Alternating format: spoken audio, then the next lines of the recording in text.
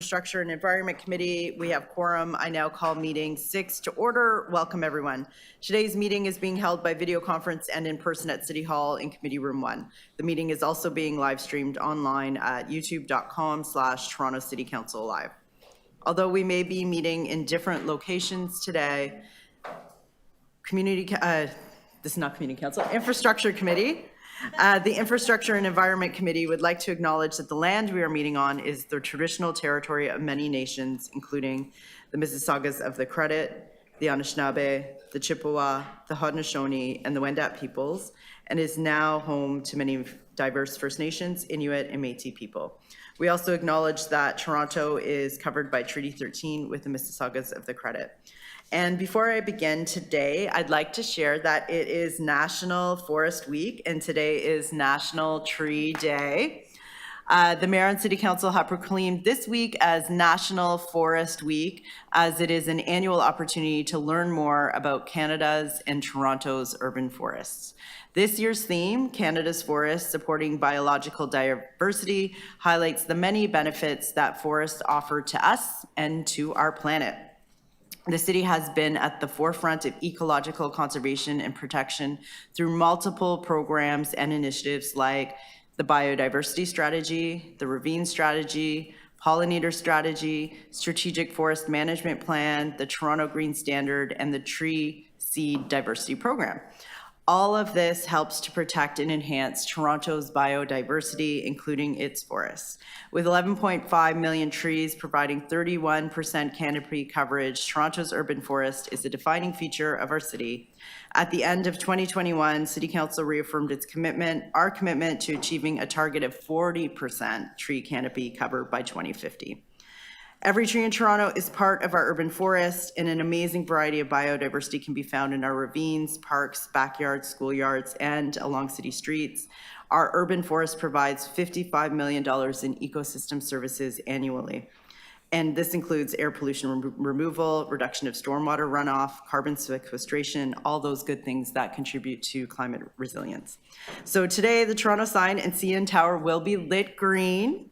In honor of National Forest Week and Toronto Tree Day, you can follow at Toronto PFR on social media to learn more and celebrate the city's urban forest. And let's just take a moment to thank our wonderful Parks and Forestry staff for all they do to protect Toronto's tree canopy, and take some time to appreciate a tree in your neighborhood and note the mighty oak is Toronto's official tree. So thank you, Forestry.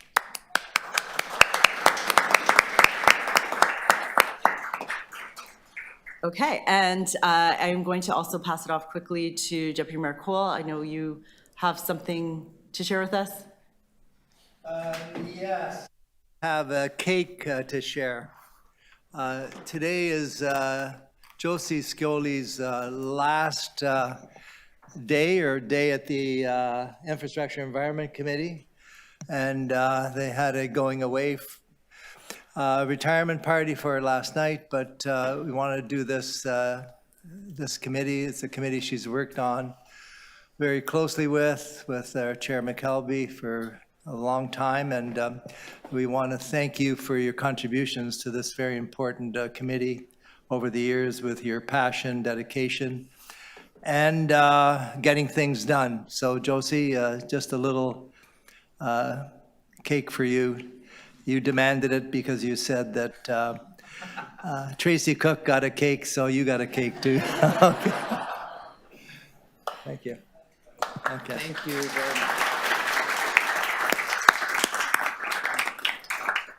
much. Thank you, Deputy Mayor Cole. It's a nice cake too, so thank you. It actually says, it's got Portuguese all over it. You've got the flag, the Portuguese flag.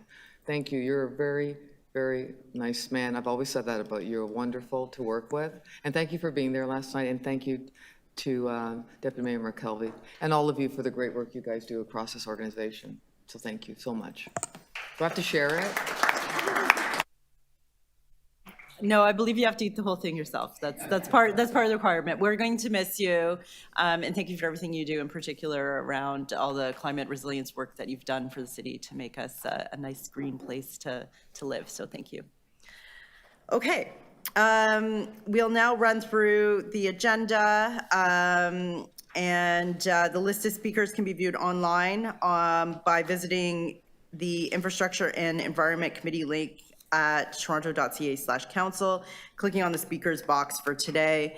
A reminder to members that all agenda material is posted on CMP, the clerk's meeting portal. Clerk's IT staff are available if you need help with your devices, and please be reminded that you are asked to submit your motions by email at iec@toronto.ca. Are there any declarations of interest under the Municipal Conflict of Interest Act? Seeing none, may I have a motion to confirm the minutes of our last meeting on June 28th. Really, it's a long time ago. June 28th, 2023. Deputy Mayor Morley, all those in favor, all those opposed, that carries. Okay, so we have 10 items on the agenda. There were 2 new items that were also posted. So we'll run through that. So IE 6.1, presentation from OMERS, climate and fiduciary duties. I will hold that. We have a presentation and a deputation. IE 6.2, on-street paid parking pilot mobile only zones. I will hold for deputations. IE 6.3, transition of Toronto's blue bin recycling program to extended producer responsibility. I will hold as there are deputations, and please note that there is a confidential attachment, and so I am sure there may be questions, and those questions could veer into going into confidential, so I will move that we hold this item to the end so that if we have to go into camera, we can do that. IE 6.3, update on the net zero building strategy and implementation of mandatory emissions performance standards. I will hold as there's deputation. IE 6.5, design principles for retrofit financing programs and funding solutions to support building decarbonization. I will hold as there are deputations. IE 6.6, consumption-based emissions inventory and cool food pledge commitments. I will hold as there are deputations. IE 6.7, military trail road reconstruction. I will hold as there are deputations. IE 6.8, citywide approach to dogs off-leash areas. I will hold as there are deputations. IE 6.9, learning from the fire at 35 Vulcan Street. Councillor Morley, would you like to move this to the agenda? Yes, please. Okay, and I will hold as there are deputations. IE 6. Oh, sorry, we have to actually vote to put on the agenda, that's right. Okay, so all those favor adding it to the agenda? All those approve, that carries. IE 6.10, prioritization of green building standards in Ontario Building Code. Councillor Sachs, would you like to move that to the agenda? Yes, please. Okay, all those in favor? All those opposed? Does anybody, this item does not have deputations. Would anybody like to hold it? Okay, so we can vote on this item now. All those in favor, all those opposed, that item carries. Okay, so our first item, 6.1, we have a presentation from OMERS. We've asked for it to be 10 minutes, but thank you for coming. We are grateful, but 10 minutes. So go ahead when you're ready. We'll start the timer for you.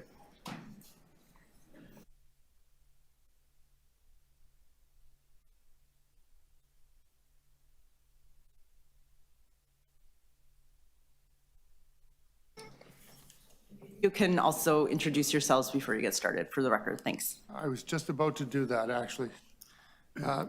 So my name is George Cook. I'm the chair of the board of directors. Nice to see you again. No insurance talk today, though. Sorry, I am the chair of the board of directors of OMERS Administration Corporation, and I'm joined today. I'm just going to go from the far end coming this way. By Celine Chavetti, Executive Vice President and Head of Pensions, by Catherine Preston, Vice President, Sustainable Investing, and then by Michael Kelly, our Chief Legal and Sustainability Officer. For the record, I'd like to indicate clearly that we really welcome the opportunity to present today, and frankly, we would welcome the opportunity to come back on a regular basis to continue to update the city and this committee of our progress in these areas. We serve a diverse group of members and constituents. We have approximately 600,000 plan members. We have over 1,000 employers, and we have some greater than 30 unions and associations that are all part of the audience that we need to speak to on a regular basis. The information we share needs to be understandable to all of them, and we truly hope that it is. With those opening remarks, I'm going to turn this over to Michael Kelly. Thank you, George, and Madam Chair and councillors on the committee. It's a pleasure to be here today. We're very happy to, we've launched our climate action plan a few weeks ago with approval from our board, and we wanted to give you an overview. So I'm going to give you a brief overview of what a climate action plan is and why we've done it. Then I'm going to pass it to Catherine, who's going to talk about some of our goals and commitments on our journey to net zero 2050. So in terms of the cap itself, essentially a key element of it is that we recognize that climate change is one of the most pressing issues of our time. So it's a clear recognition of that and how it affects our investment program. And it's a roadmap to how we're going to get to net zero 2050. As some of you may know, in 2021, we set a net zero 2050 goal. And this document is a little more detail about how exactly the steps we're going to take to get us there. It sets out our governance framework, which is, in my view, I'm also the chief legal officer. In my view, setting out proper governance around how we think about climate change is critically important. So it starts from the top with our board, goes through our senior executives down to the investment managers that are making investment decisions on a day-to-day basis. And it talks about our strategies and our approach when we're looking at investments. So we have three pillars that we think about: integrating climate change factors into investment decisions, collaborating with like-minded institutions and regulators on making a better ecosystem around finance, sustainable finance, and finally engaging with the companies that we own, whether it's public companies that we own or privates. It also sets out a risk management framework. So we run things like scenario analysis. In other words, how will our portfolio perform over different climate scenarios over the next 20 to 30 years? And finally, we have a set and a package of goals and commitments in terms of providing us with guideposts, signposts along the way. They're very helpful to our investment managers, our investment program. And at the end of the day, what we're trying to do is we're trying to put ourselves in a position to make good investment decisions. So all these things, whether it's governance, better tools for our investors, advocacy around better disclosures from companies, we think it all puts us in a better position to make better decisions. So quickly, if we can go to slide 6, and I'm mindful of time here, but when we think about sustainable investing at OMERS, I just want to make sure everybody is aware, we don't think of this as an alternative to returns. We are a fiduciary pension fund. Rather, that we think that taking these factors into account, not just climate, but other broader ESG, is a more holistic way of looking at investments in this 21st century. And our goal is to be a leader in the sustainable investing space, and we do it not only to protect our returns, so in a risk lens, but also to generate returns. Trillions of dollars are needed in the energy transition, and we want to be thinking about ways that we can participate in that. The drivers of it, we believe that companies with strong ESG practices will perform better, particularly over the long term. We believe that looking at ESG factors is consistent with our fiduciary duties and required by them. Our members and our stakeholders are asking us about it. A good example is your request for us to come to you today. And there's a whole evolving set of public policy and regulation in this area that we want to make sure that we're on top of. So I'll go to my final slide before handing it over to Catherine and briefly talk about our approach in the three pillars. Integration is the key pillar here. And what that means is we take all these factors into account. So we're looking at, when it comes to climate, we're looking at policies. We're looking at things like carbon pricing. We're looking at consumer demand. We're looking at technological innovation. All these things we put into the hopper, so to speak, when we're thinking about whether an investment is likely to succeed in the future. Collaboration is our second pillar. So for example, I'm on the Sustainable Finance Action Council, which is a Government of Canada sponsored body, which is trying to promote, for example, better practices in sustainable finance, better disclosure from companies about their climate risks and opportunities, better climate data. And finally, on the engagement point of view, we own hundreds of companies. Some we only own small pieces of, so we engage through our proxy voting, for example. Others we own larger stakes in. We sit on the boards of those companies, and so we can engage directly with them, in an active manner. So with that, I'll turn it over to Catherine, who will talk to you about some of the milestones that we have set for our plan. Catherine. Thanks, Michael. And so the biggest commitment we made was actually the end of 2021, was around net zero 2050 for the portfolio. When we issued the Climate Action Plan, we turned the lens on ourselves to say we'd like our own operations to be in line with that commitment as well. And when we say net zero, it's very much aligned with the definition the city has used in Transform TO. The net is there because we all recognize that from what we know today, by 2050, getting to zero won't be economically or technologically feasible without using offsets or removals. So that's the premise we went from. And when we look at the portfolio, we've made a few interim commitments. The first one looking out to 2025, the next to 2030, talking about reducing our carbon intensity of the portfolio by 20% as the first step, and then by 50% by 2030. We announced in our annual report last year, we actually surpassed the initial one. So we've reduced 32% the carbon intensity of the portfolio. So we're making progress, but no, there's still a long way to go. And so we've committed to setting those goals every 5 years henceforth. On the 30, we've made a commitment to grow our green assets to 30 billion. At last reporting, they were at 19 billion, and those include investments in green buildings, energy efficiency assets, as well as renewable energy. So significant investments made to date, and we'll continue to grow those assets over time. The next commitment we made was around aligning the portfolio with the direction of the future, working with our highest emitting assets on their decarbonization strategies. So we focused on the top 20, which actually makes up more than half of the carbon intensity of the OMERS portfolio, to work with them directly on their decarbonization pathways to ensure they're aligned with the net zero 2050 commitment. And lastly is the allocation of $3 billion towards a transition sleeve.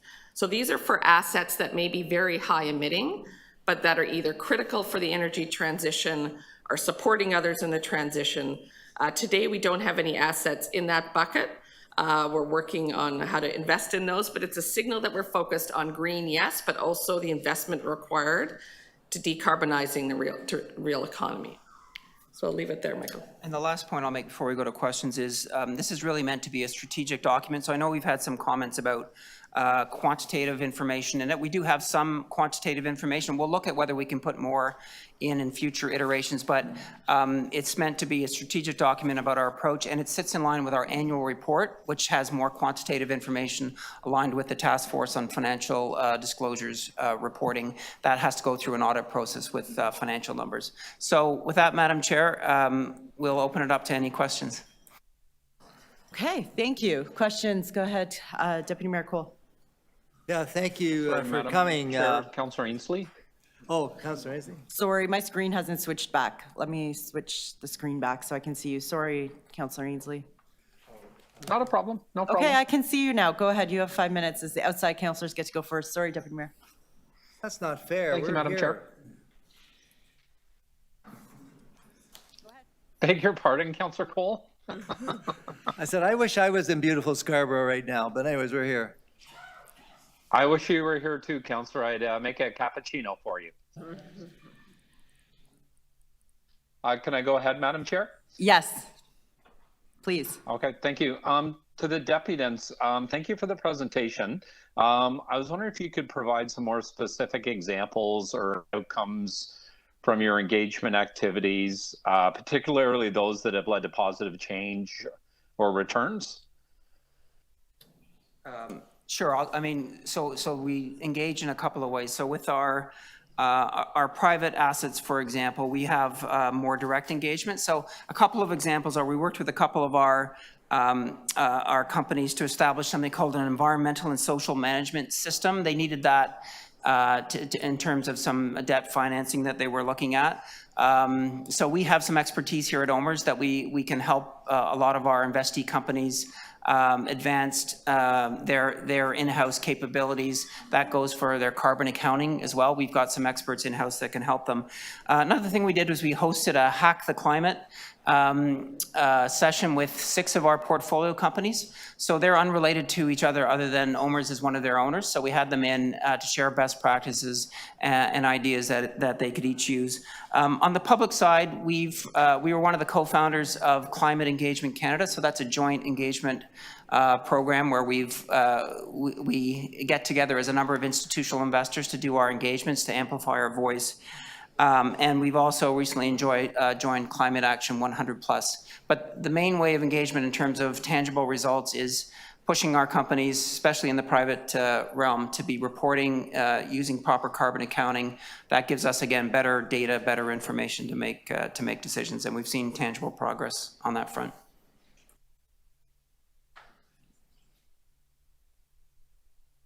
Is that it for questions, Councillor Ainsley? Councillor Ainsley, did you have any other questions?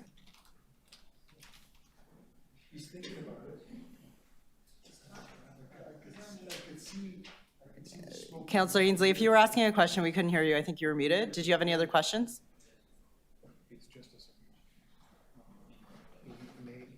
Okay, let's go ahead with Deputy Mayor Cole while we're figuring that out. Thank you.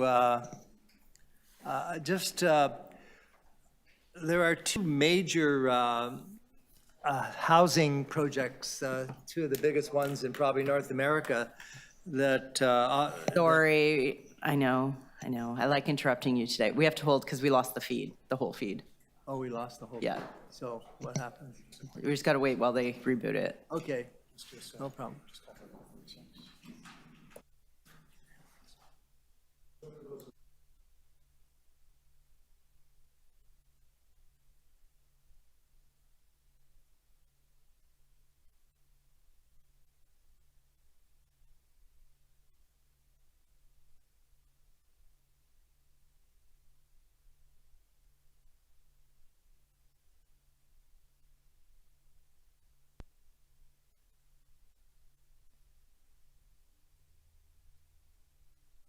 Okay, Councillor Ainsley, you're back. Can you hear us now?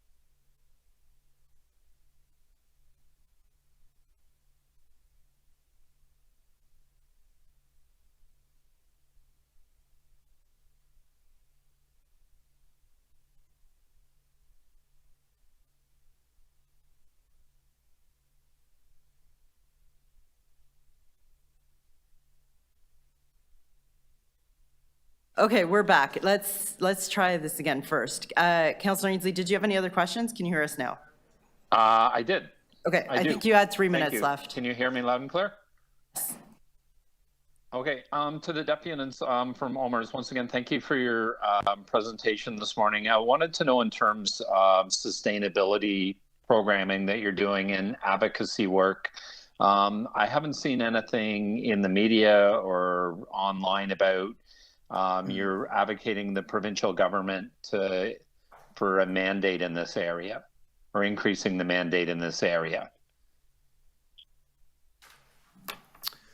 I mean, our advocacy work has to date been around, better disclosure. So again, I mentioned the Sustainable Finance Action Council.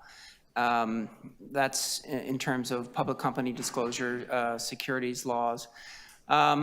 And we're generally, as investors, that's our primary advocacy tool at the moment. Our job is to make decisions based on the information we get, and the information is somewhat nascent or immature in many aspects. So that would bubble down to provinces in terms of communications we've had with the Ontario Securities Commission and the Canadian Securities Administrators as one example. Okay, thank you. And then could you explain a bit, expand, I guess, a bit about explaining what the criteria is to determine if a net zero transition plan by a portfolio company is deemed credible? I'd like some clarity on that. Yeah, it is a great question, and the process continues to develop. We're focused primarily on assessing whether the company would have a net zero 2050 commitment. Have they set interim targets similar to how we have, and then are they starting to report and demonstrate progress against actually achieving those targets in a credible way? We'll also look at whether they've signed on to the Science-Based Targets Initiative and maybe even been certified by that entity in terms of assessing the credibility of their plan. Okay, thank you. And I guess that kind of leads into my next question. Could you clarify a bit about what the material ESG factors are that you engage companies on and how they're identified and prioritized? Yeah, and one thing I would encourage you to look at our sustainable investing policy on the website, where we have all, I think there's 18 of them, so I'm not going to be able to list them all, but there's a number on the E bucket of ESG, so obviously climate change, natural resources, efficiency, waste and pollution. On the S bucket, we have things like government and community relations. We have inclusion and diversity outcomes in the company. We have Indigenous rights where they're applicable. And we have labor relations as an example. And then on the G factor, we have things like board structure, executive compensation, anti-bribery and corruption, business conduct. So I've listed about 10 there, but there's about 18 specific factors. And what we've done is we've designed a program to help our investors by giving them a number of questions that they're meant to ask throughout the due diligence process. And what we're trying to do is surface on each one of these, whether they're material or not. Not all of these factors will be material to every investment, but if they are, then we want the teams should be digging a bit deeper. And the ESG factors that are the most material then get percolated up to the approving body in terms of the investment approval materials. That's kind of generally how the process works, but there's about 18 different ESG factors we consider. Okay, and you use all 18? And that's your final question. You had already had 2 engage minutes. Just squeeze this one in quick. Go ahead. Yeah.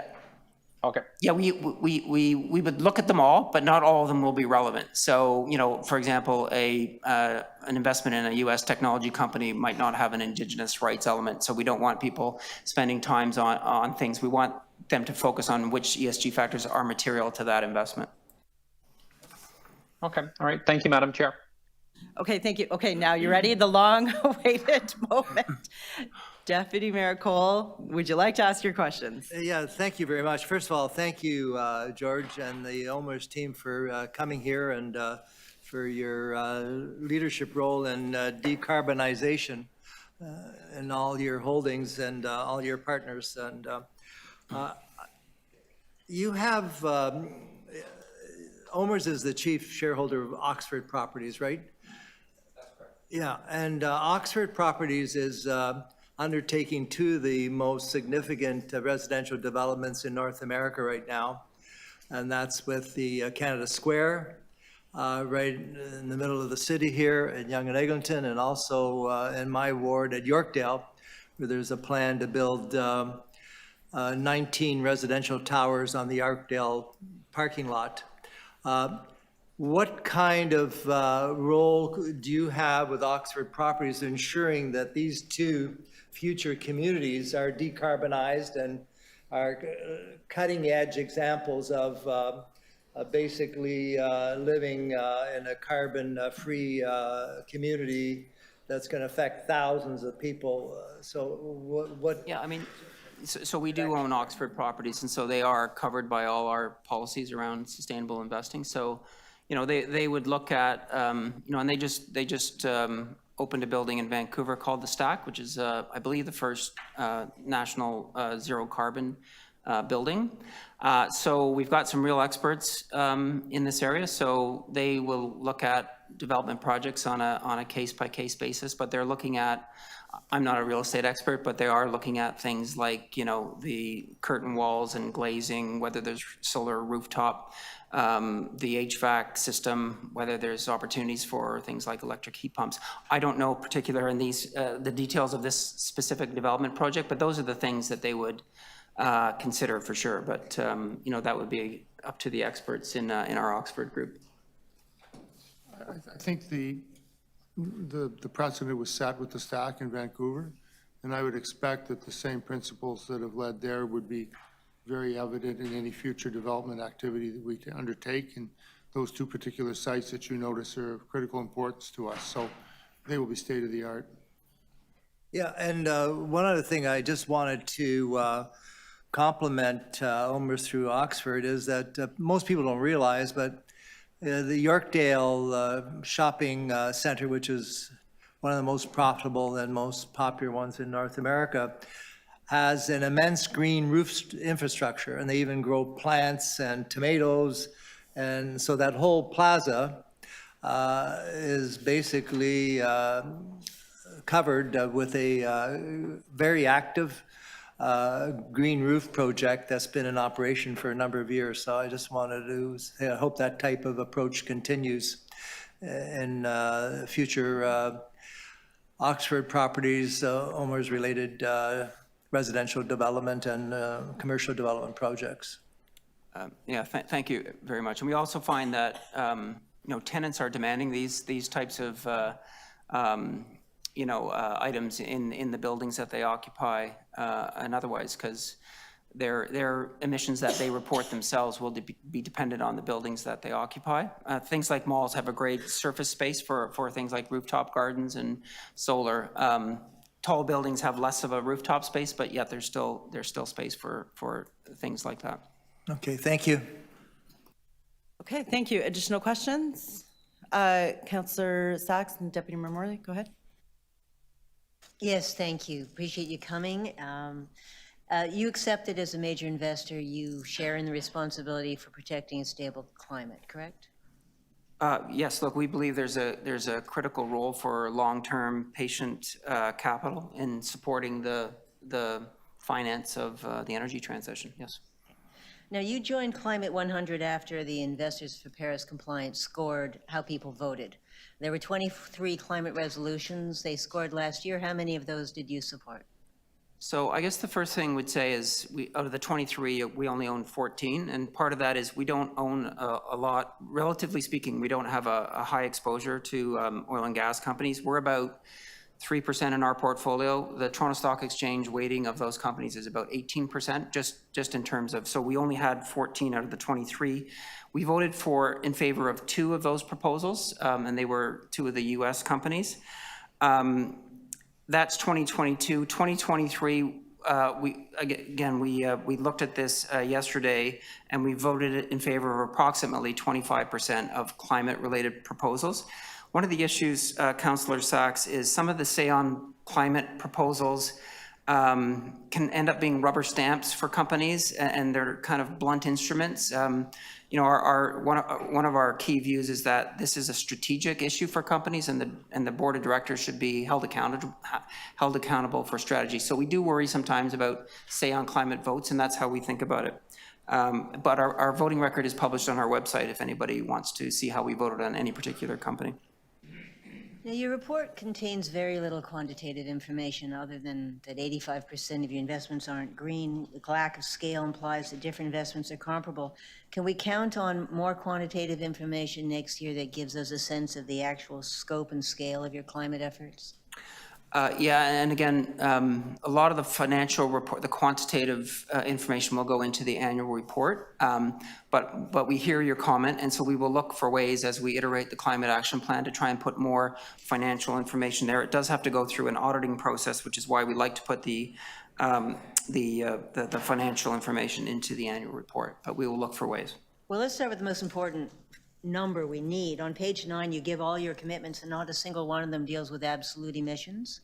No, it's only about emissions intensity.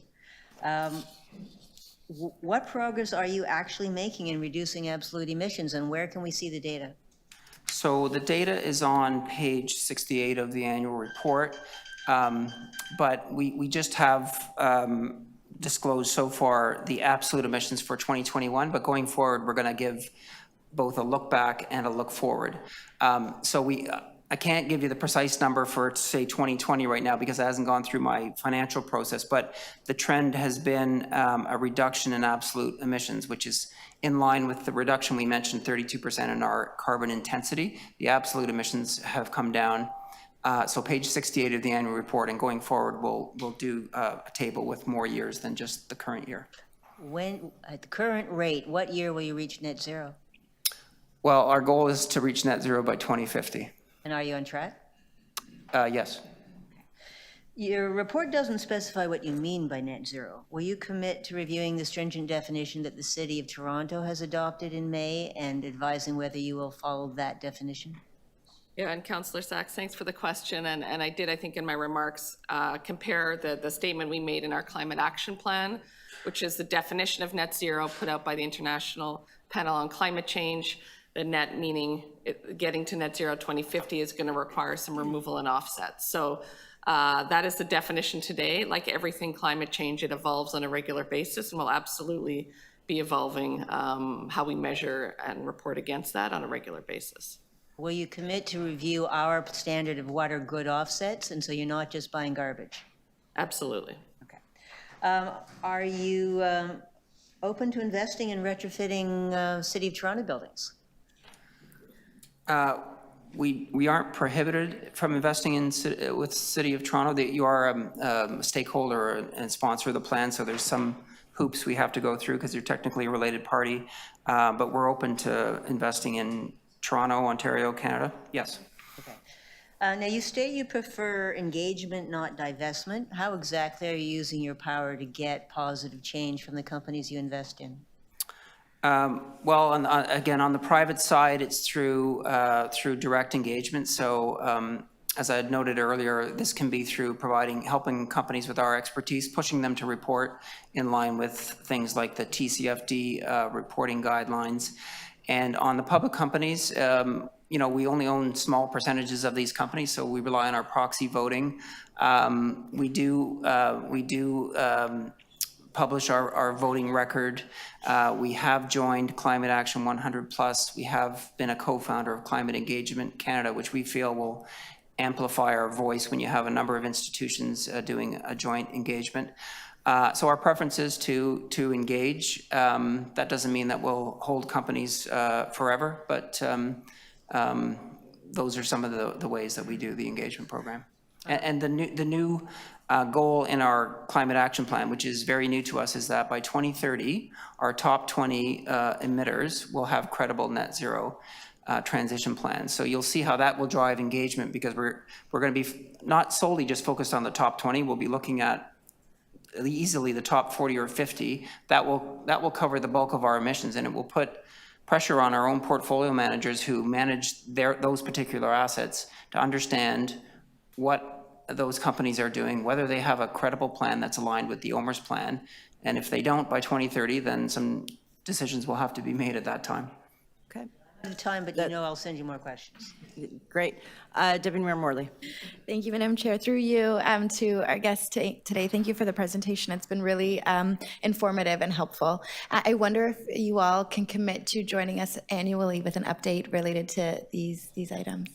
Yes. Wonderful. We'd be very pleased to come back annually. Fantastic. I think as we move forward with these very important goals, you know, as a society, we got to go together, and this is a great way to bring the public along. My second question is just in relation to additional engagement, and what efforts or steps are being taken to share this information with other municipalities?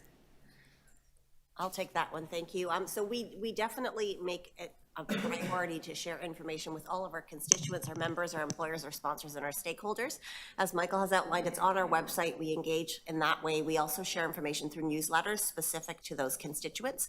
And we're currently working with the Association of Municipalities of Ontario to find a way to more broadly go out and engage with municipal councils along with staff. Fantastic. Very, very good things to hear. And I just have one last question. What percentage, if any, of the CEO pay is tied to the results of the climate goals around this? And how is that being measured? The approach to CEO compensation is detailed quite thoroughly and completely in the annual report. I don't want to take 15 minutes to give you the lecture to that end. There's a large piece of his compensation that ties back to strategic objectives. One of those bucket of strategic objectives relates to climate action. And so the answer is yes, his His comp definitely has a component in it related to the progress we're making here. I'm not going to give you the percentage at this point, but very, very clearly it is explicitly recognized and dealt with by the board when his comp levels are set. That's fantastic, and I'll dig into the annual report a little bit more. Thank you. Okay, thank you. I think that's it for questions. Thank you for joining us. We have a deputant, Laura McGrath, so we'll just give you a moment to clear it and let Laura come up.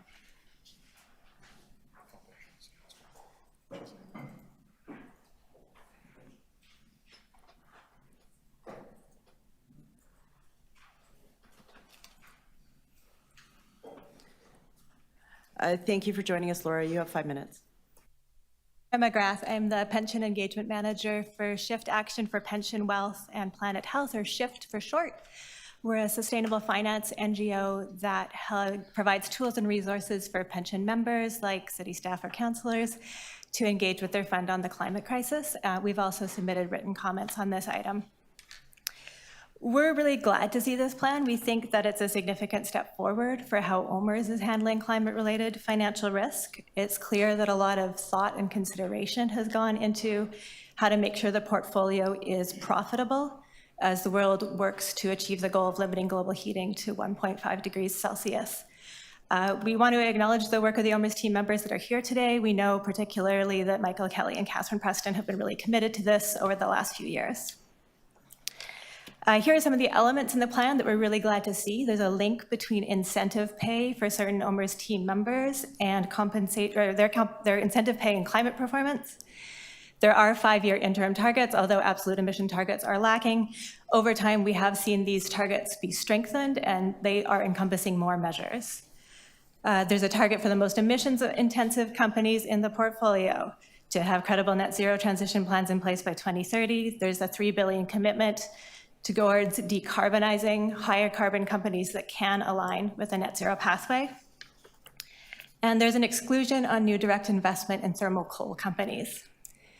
So with all of that, OMERS is close to becoming a sector leader among Canadian pension funds on climate, but it's not quite there. These are a couple of things we think the City of Toronto, as an OMERS employer, should look to see from OMERS' next steps. First, a commitment that OMERS won't direct any investment to new fossil fuel supply. It's been 2 years since the International Energy Agency said that a net zero outlook meant no new investment in fossil fuel supply. OMERS has not yet said that it will exclude this type of investment. Other Canadian pension managers have put in place fossil fuel exclusions that have gone further. For example, Quebec's public pension manager, the investment manager for the Ontario Pension Board, and Ontario's University Pension Plan. And OMERS likewise must put in place more stringent fossil fuel exclusions. Second, the City of Toronto should look to OMERS to provide more enhanced reporting in its Task Force for Climate-Related Financial Disclosures. That's its TCFD in the annual report, which the OMERS team alluded to. So I'll highlight 2 ways in particular that this could be enhanced. The first is regard to the risks, the way in which the fund's assets are exposed to physical risk. So if I were an OMERS member watching the extreme climate-related weather events we've seen this year, I would be thinking about flooding, sea level rise, storm surges, and I'd want to know how the fund was assessing the physical risk to assets like Hudson Yards in Manhattan, Associated British Ports, or London City Airport. Second, transition risk. So again, if I were an OMERS member and I'd heard the head of the International Energy Agency say last week, he expects the demand for coal, oil, and gas to peak this decade within 8 years at the very latest, then I would want to know that my fund was how they were assessing the transition risk, that they were seeing how quickly this is happening. They had plans to assess and manage the risk for fossil fuel assets like the gas distribution pipeline in the Czech Republic, which is co-owned by OMERS, or like BridgeTex, which is a crude oil pipeline in Texas, also co-owned by OMERS. So in summary, OMERS has demonstrated good progress in aligning the fund with the 1.5 degrees Celsius target, but there's more steps to take. In our view, this committee could strengthen OMERS climate alignment and accountability to members with a motion, first, urging OMERS to put an exclusion on any new investment in new fossil fuel supply, and second, requesting that OMERS' next TCFD reporting contain more specific details about how the fund's assets are exposed to physical and transition risk. Thank you. Thank you. Are there any questions of the deputant? Okay, seeing none, thank you for joining us. Questions of staff, although I recognize that they may not be able to answer and we put it to OMERS, but any other questions? Okay, go ahead. Yes, a question for environment and climate. I saw James here somewhere. Is he here? There he is. Okay. Yes, does the City of Toronto require an investment partner like OMERS in order to be able to move forward on Transform TO? So I think through the chair, from a very general standpoint, we require partnerships across the board to move forward with Transform TO. Whether it's other levels of government or the private sector, the investments needed for Transform TO are going to be significant, or going to need requirement of partnerships as well as investments for activities to decarbonize in buildings, transportation, et cetera. Right, and in terms of, in order to achieve Transform TO, the city has identified significant capital investments that we need to make in our buildings and vehicles, correct? Through the chair, that's correct, both in terms of city assets themselves, so city buildings, as well as buildings in, for example, city agencies, and then, of course, in capital that supports options for decarbonization, transit, cycling, the like. There's a fairly significant capital investment that will be required over the next 17 years. Right, and many of those investments would provide a positive financial payback in terms of ongoing operational and energy savings, correct?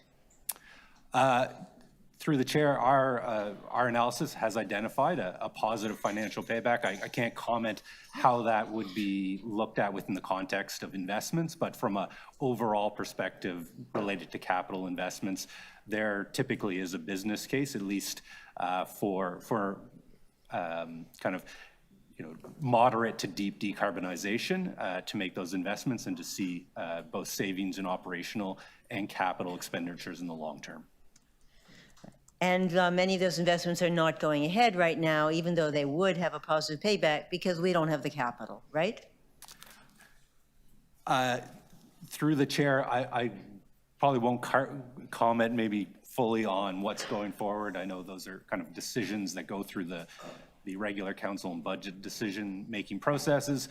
But I can say there's a lot of work to identify those opportunities and identify how we prioritize. And of course, we'll have the carbon budget process, which will identify how we are tracking towards our targets, what investments are needed, and also to help prioritize where those investments should be made. Okay, thank you. Okay, thank you. Any additional questions?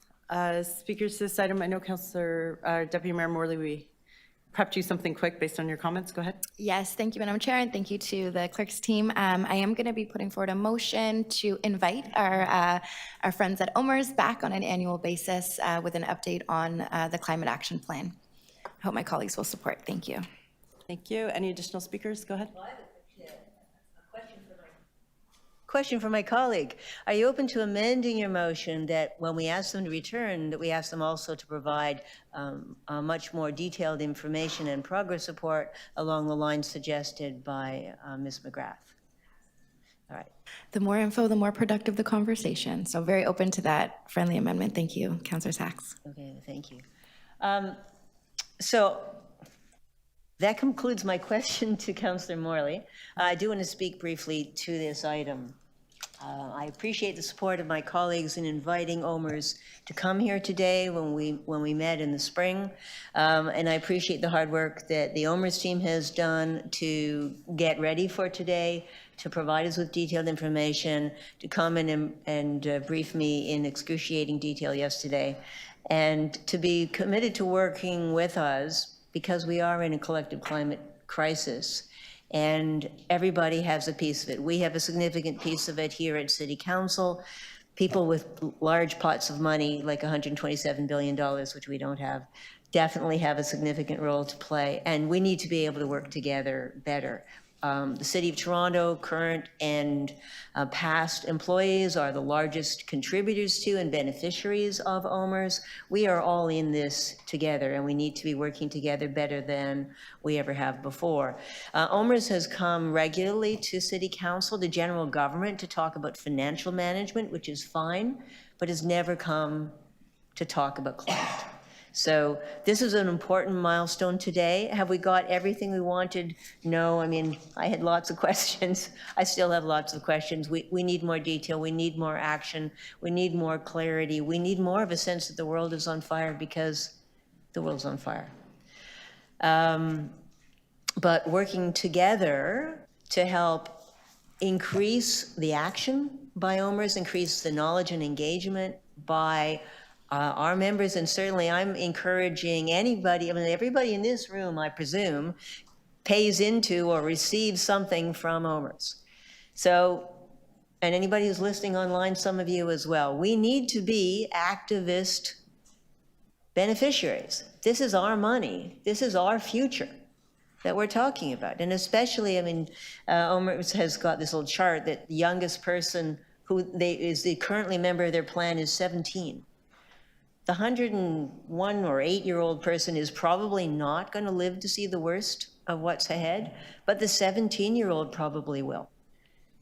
And so I am asking anyone who is a member of OMERS or a pensioner of OMERS to be speaking up. What Shift Action has done is to show that when the beneficiaries speak up, and speak up consistently and strongly, the companies have to listen, and we need them to listen. It's our money, it's our future. It's especially young people's future. So, you know, there was a wonderful article in 2019 by Bill McKibben, who's always been ahead of the game, that the real focus of attention now on climate had to shift from the oil companies to the financial companies. And he was absolutely right. That's where the big opportunity is to build the new climate economy and to save what can still be saved.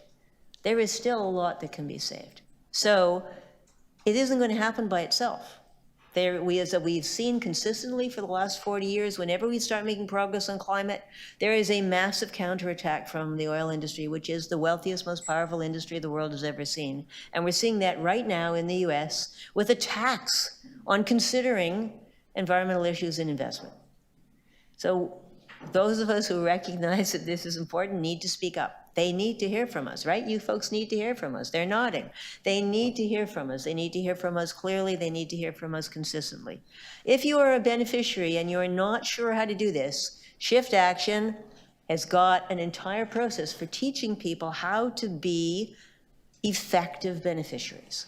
So you can go to the website, sign up, but the short answer is, if you don't speak up for the future, it won't happen. So thank you. Come back better next year. I'm going to keep sending you questions. Deputy Mayor Cole. Yeah, no, listen, I want to thank OMERS and for their concentrating on this very, very critical issue as part of their huge responsibility they have in managing the billions of dollars in pension funds. That is a enormous task, especially in this time of wars in the Ukraine, in terms of interest rates we can't control, the steel we can't buy, the $15 a 2x4 world we live in, trying to build and maintain an economy that's undergoing great pressure. So I just want to thank you for including your emphasis on the battle to save our climate. And in terms of Councillor Sachs talking about teaching people, I just find it sometimes very ironic when there's so much concentration on saving or banning plastic bags, you know, wherever you go now. No plastic bags. It's like the grocery store. You go to the grocery store and you buy bread that's in a plastic bag. You buy your mortadella, it's in a plastic wrap. You buy your raspberries, they're in a plastic box. Your cucumbers wrapped in plastic. Then you pay for all of that in plastic with your plastic card. Then they tell you, oh, you can't buy a plastic bag. Well, I just got 5, 6 plastic bags here. So this is the crazy world we live in. So I just think maybe we should go back to just do what our senior citizens do and just buy locally, forget the plastic bread, forget the cans, just grow your tomatoes in your backyard. That's what we need to get back to, right, Hamish? Get back to growing things in your backyard and forget all the plastic and your plastic credit card that enables all this crazy plastic world. Anyways, that's my speech. Thank you. Okay. Again, thank you so much for joining us today. Councillor, Deputy Mayor Morley's motion has been updated. You're both fine with that? I'm going to vote for it, but I just want to better understand. I understand the request in the act. They said, yeah, let's come back.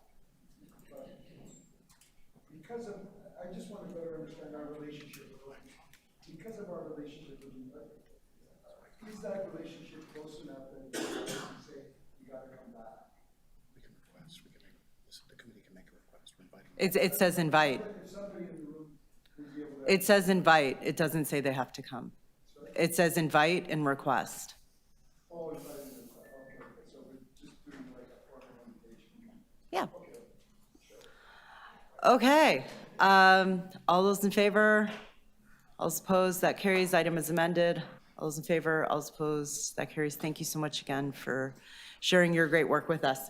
IE 6.2, we have a deputation. Adam Rogers. Do we have Adam online? Yeah, I'm here. Hi, thank you for joining us, Adam. You have 5 minutes.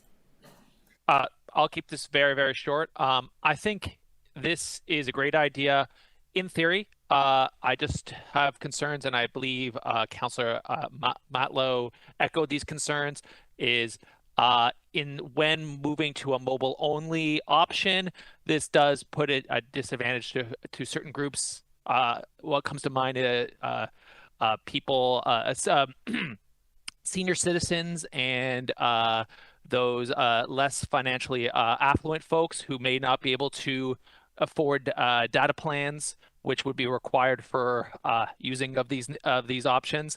I just want the city perhaps to consider these factors when making these decisions. I know there is a rush for a cashless-only society, cashless society, I should say, but there are many groups of folks in our community that rely on cash options to pay, and we should keep that in mind whenever doing any mobile-only option. Because this also, not only does this exclude people who are cash only, it also excludes those folks who wish to use credit card. Basically, folks who are less able to afford a cell phone data plan or are not as familiar with it. So again, it makes sense. I get it. It will save the city some money, but on the flip side, if folks have to be driving around to find parking, if they cannot pay with a phone, what is the climate effect on that, and who is impacted if they cannot, if they don't have that phone option? Thanks. That's all I have to add. Thank you. Okay, thank you. Questions of the deputant? Okay, seeing none. Questions of staff? Deputy Mayor Morley, then Councillor Sachs. Thank you, Madam Chair. Through you to staff, I just had a quick question, and hoping you can, and picking up on the sentiments from the deputant who just presented before us on the equity impacts of moving in this direction. If someone could talk to us a little bit about that. Through the chair, thank you for the question. So through this pilot, we are going to be out there collecting feedback to understand how this impacts our customers. We know there's a consumer preference to make mobile-based transactions. Over 75% of transactions are currently made through the mobile app.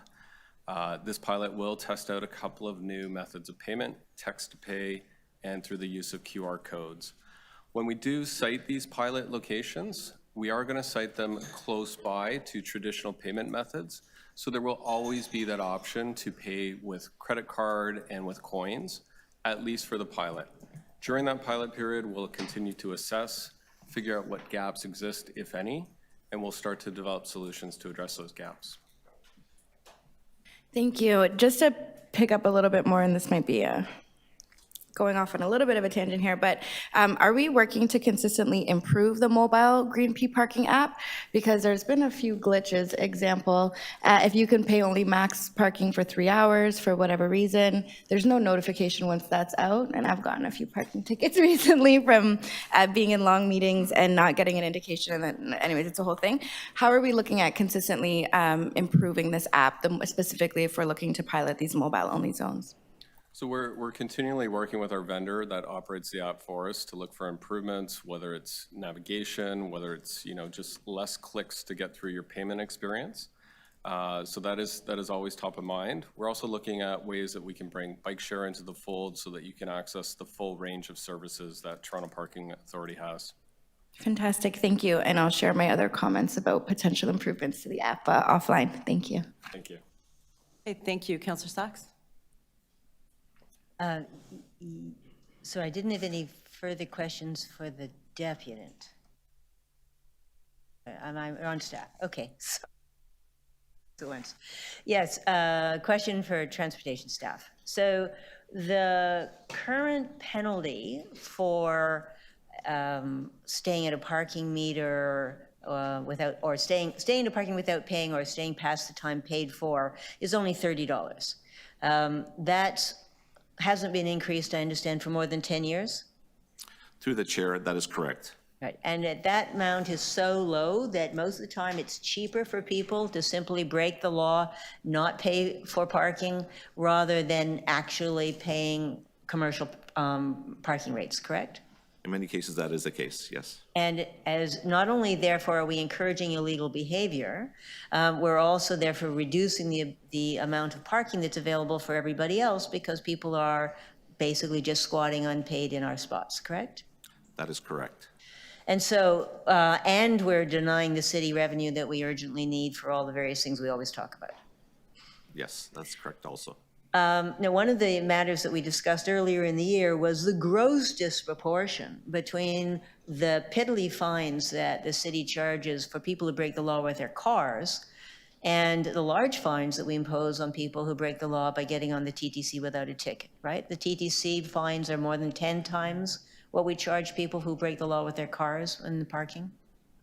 Through the chair, that is correct. And it's high time that we increase our parking fines, correct? Yes, through the chair, we are looking to do a more comprehensive review of all of our on-street parking penalty amounts and would like to report back in the new year on some adjustments to many of those penalty amounts. But it's clear that our current parking fine is inadequate, correct? It's inadequate to deter illegal behavior, correct? That is correct. And it's inadequate to maximize the productive use of our parking spaces, correct? Through the chair, just to add to that, Councillor Sachs, I think we all agree with you that the parking fines have not been adjusted in some time. I mean, some of them have over time, but comprehensively, which is why we are doing the citywide parking strategy so that we can take a look and also benchmark against other jurisdictions. So people who don't choose to pay their fines have put us in some of the predicaments that you describe, and certainly looking to make sure that the fines are commensurate with the impact and making sure that we're looking at that across the various modes. So to your point about car drivers versus people on the TTC, but I think looking at that comprehensively through the parking strategy is really the foundation that we need to make good decisions about that and bring those forth to council. And when is that coming to council? We're in the process of working on the parking strategy. I believe we'll be coming back in third quarter of 2024, if I remember correctly, something like that. But I understand you're interested, as part of this report, in looking at adjusted fines specifically for this pilot program. And so we're looking to advance that earlier than the overall parking strategy comes forward. Well, I don't think we should, I don't think we should be sitting for a whole other year with these grossly inadequate fines. So is it possible, I'm not sure who should be answering this, to get us a report back in January on increasing fines for not the whole parking strategy, but at least for curbside violations? So we'll endeavor to do that by January. We will endeavor to do that. We'll keep you posted as to which parts make sense to advance in advance of the overall strategy coming forward. Excellent, thank you. Additional questions? So I just have a few questions. Deputy Mayor Morley hit on most of it, but have you considered the option of a phone number for seniors that might have, a flip top? There's still some out there. We haven't at this point, but as part of the feedback that we collect, if that is an issue that's raised, we can look at the feasibility of implementing that as a solution. And how are you going to collect the feedback? Because I think if I go to the mobile only, I can't pay, I may go somewhere else. Like, how would you know who we're losing because of that? So we will be collecting feedback through online surveys, emails, and also through our customer service team. Will that be, will the mobile only zone, say to call for feedback? Will there be something there telling you, hey, provide feedback? Yeah, we're going to have highly visible signage so that people understand, this is a mobile only zone. These are your options about how to pay. And if you're having any issues, how to get help from customer service. Okay, so they can go to customer service, so that's also somewhere they could provide feedback saying they may have issue with this, there's not working. You can start to get an idea of who's really leaving the spot, so to speak. Exactly. Okay, Councillor Sachs has a motion that will double, Hang on a second.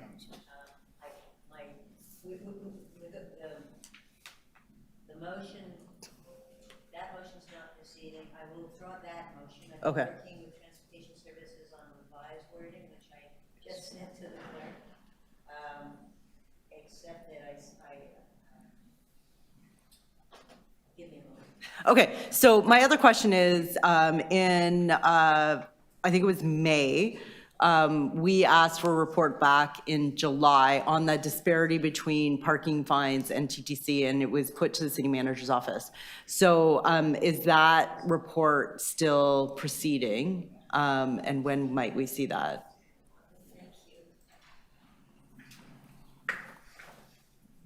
So we had asked for July, and then it was pushed back, so.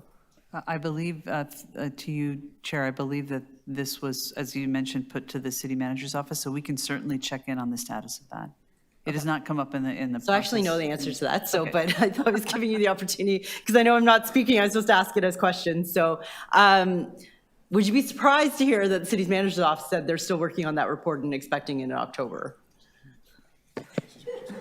I guess I'm not surprised about that. Okay. They're busy. They're very busy with lots of things. Okay, great. That's it for my questions. I guess we'll move to speakers. Is this motion ready?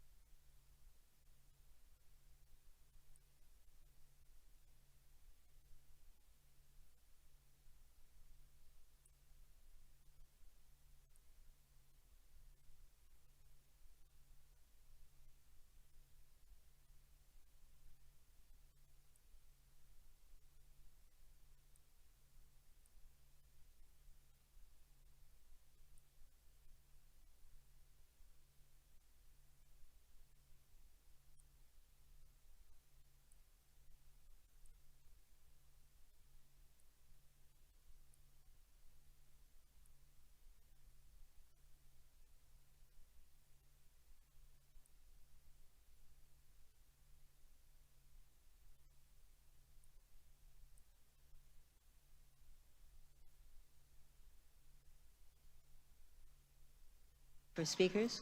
Yes. I have a motion. Thank you very much for transportation staff for working on this with me yesterday and last night and this morning. The gist is to ask for a report back in January on revised administrative penalty amounts for the parking, so that we do need the larger parking strategy, but to wait a whole other year or year and a half before we do something about these parking fines seems to me unjustified, unreasonable. The city needs the revenue, the city needs the parking spaces, the city needs to foster a culture of compliance instead of continuing to reward people for breaking the law, and the current fines are just grossly out of line with what's needed, with what the commercial rates are charging, and with what other cities are doing. So I appreciate staff being willing to come back with a recommendation. They didn't like me just picking numbers. They wanted to do their process. Okay, fine, let's work on it, but let's get on with it. There's always so much we need to do, but some things just don't need to sit and wait and wait and wait. So again, I'm asking your support. We're just asking for a report as to what we can and should do. Taking into account that also having more reasonable parking fines, again, helps them improve safety for the more vulnerable road users, walkers and cyclists and people who use transit. So I'd appreciate your support. Thank you. Additional speakers? Okay, Deputy Mayor Cole. Yeah, no, I think it's wise to ask for a comprehensive report from our staff on this. And I would just caution in terms of approaching this as we've got to increase fines and that's going to solve the problem. A lot of this got to do with deep-seated cultural habits, the love of the car and dependency on the car, so that we all have and suffer from. And so, I find it also troublesome at times when people who live near major streets, major arterials, they have, we have a lot of major arterials, like I have one in Dufferin, and there's residential streets that border Dufferin. And there's small retail stores on these major arterials. And so sometimes the people who live near a major arterial get into this habit of calling our traffic enforcement, transportation, everybody, saying they're parking on in front of my house. Give them a ticket right now. And they do this. We've got one situation where they're calling almost every day. And so a person goes into the small retail, picks up something from the small retailer. They go to their windshield of their car, and they've got a $30 ticket. And this is, talk about, is this a fair amount to charge someone who went in there and bought something for $10 and they got a $30 ticket? So it puts a lot of stress on small retailers because they don't have, and we don't encourage parking lots on our major arterials. We're not building them anymore. We're not including, in fact, it's contradictory to city planning policy because now we don't have basically any minimum parking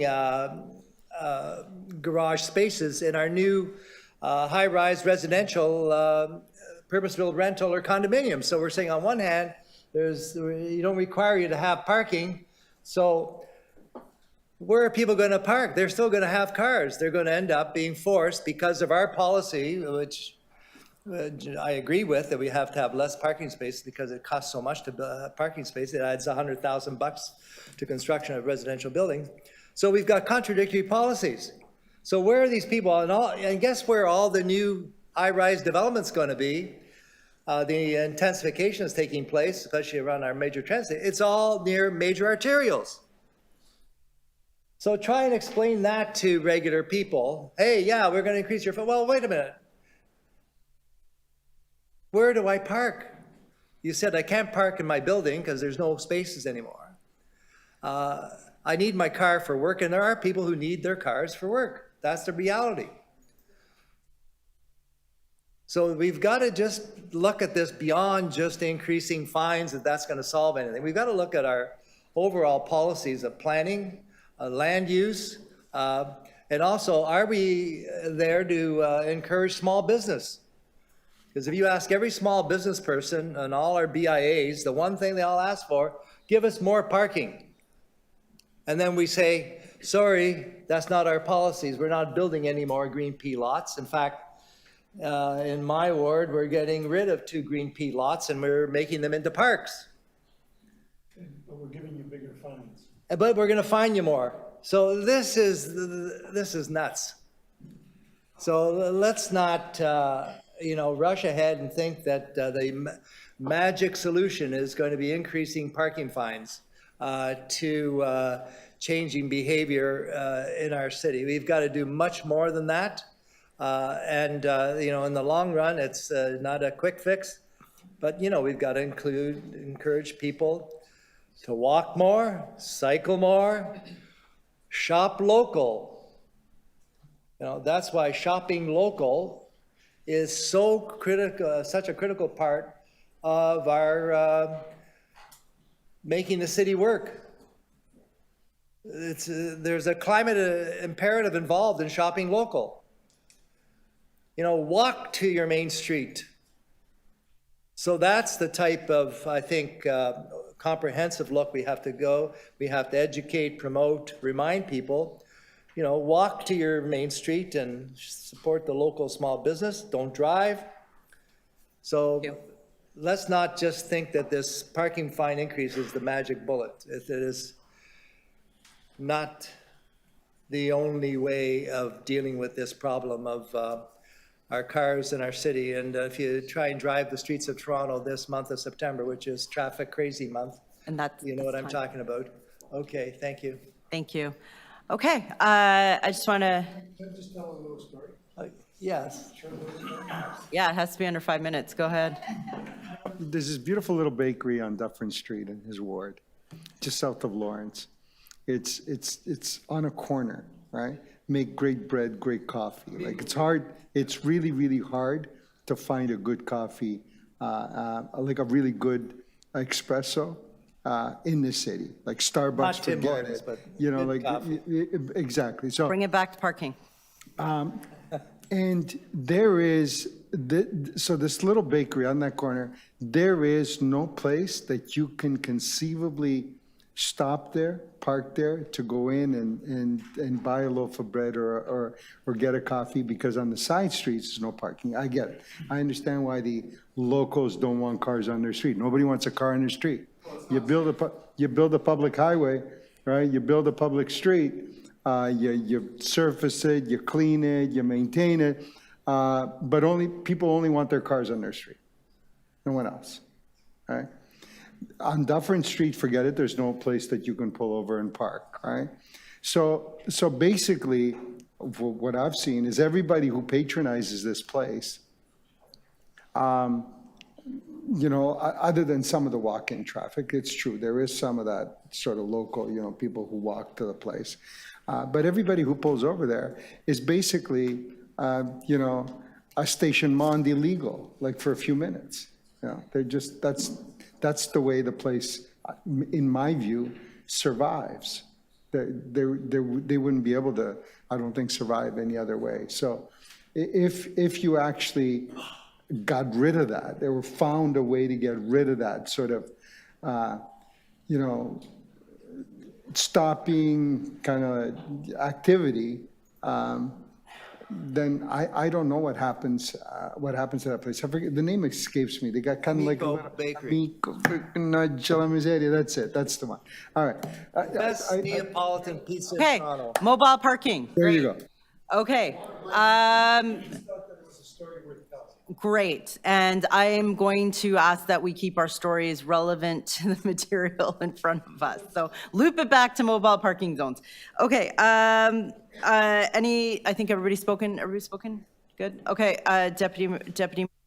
Very quickly, I don't have a story, but I did want to just also highlight recently, this past week at Community Council, we have been having issues around contentious parking concerns with new applications due to our city policy around parking requirements in new development.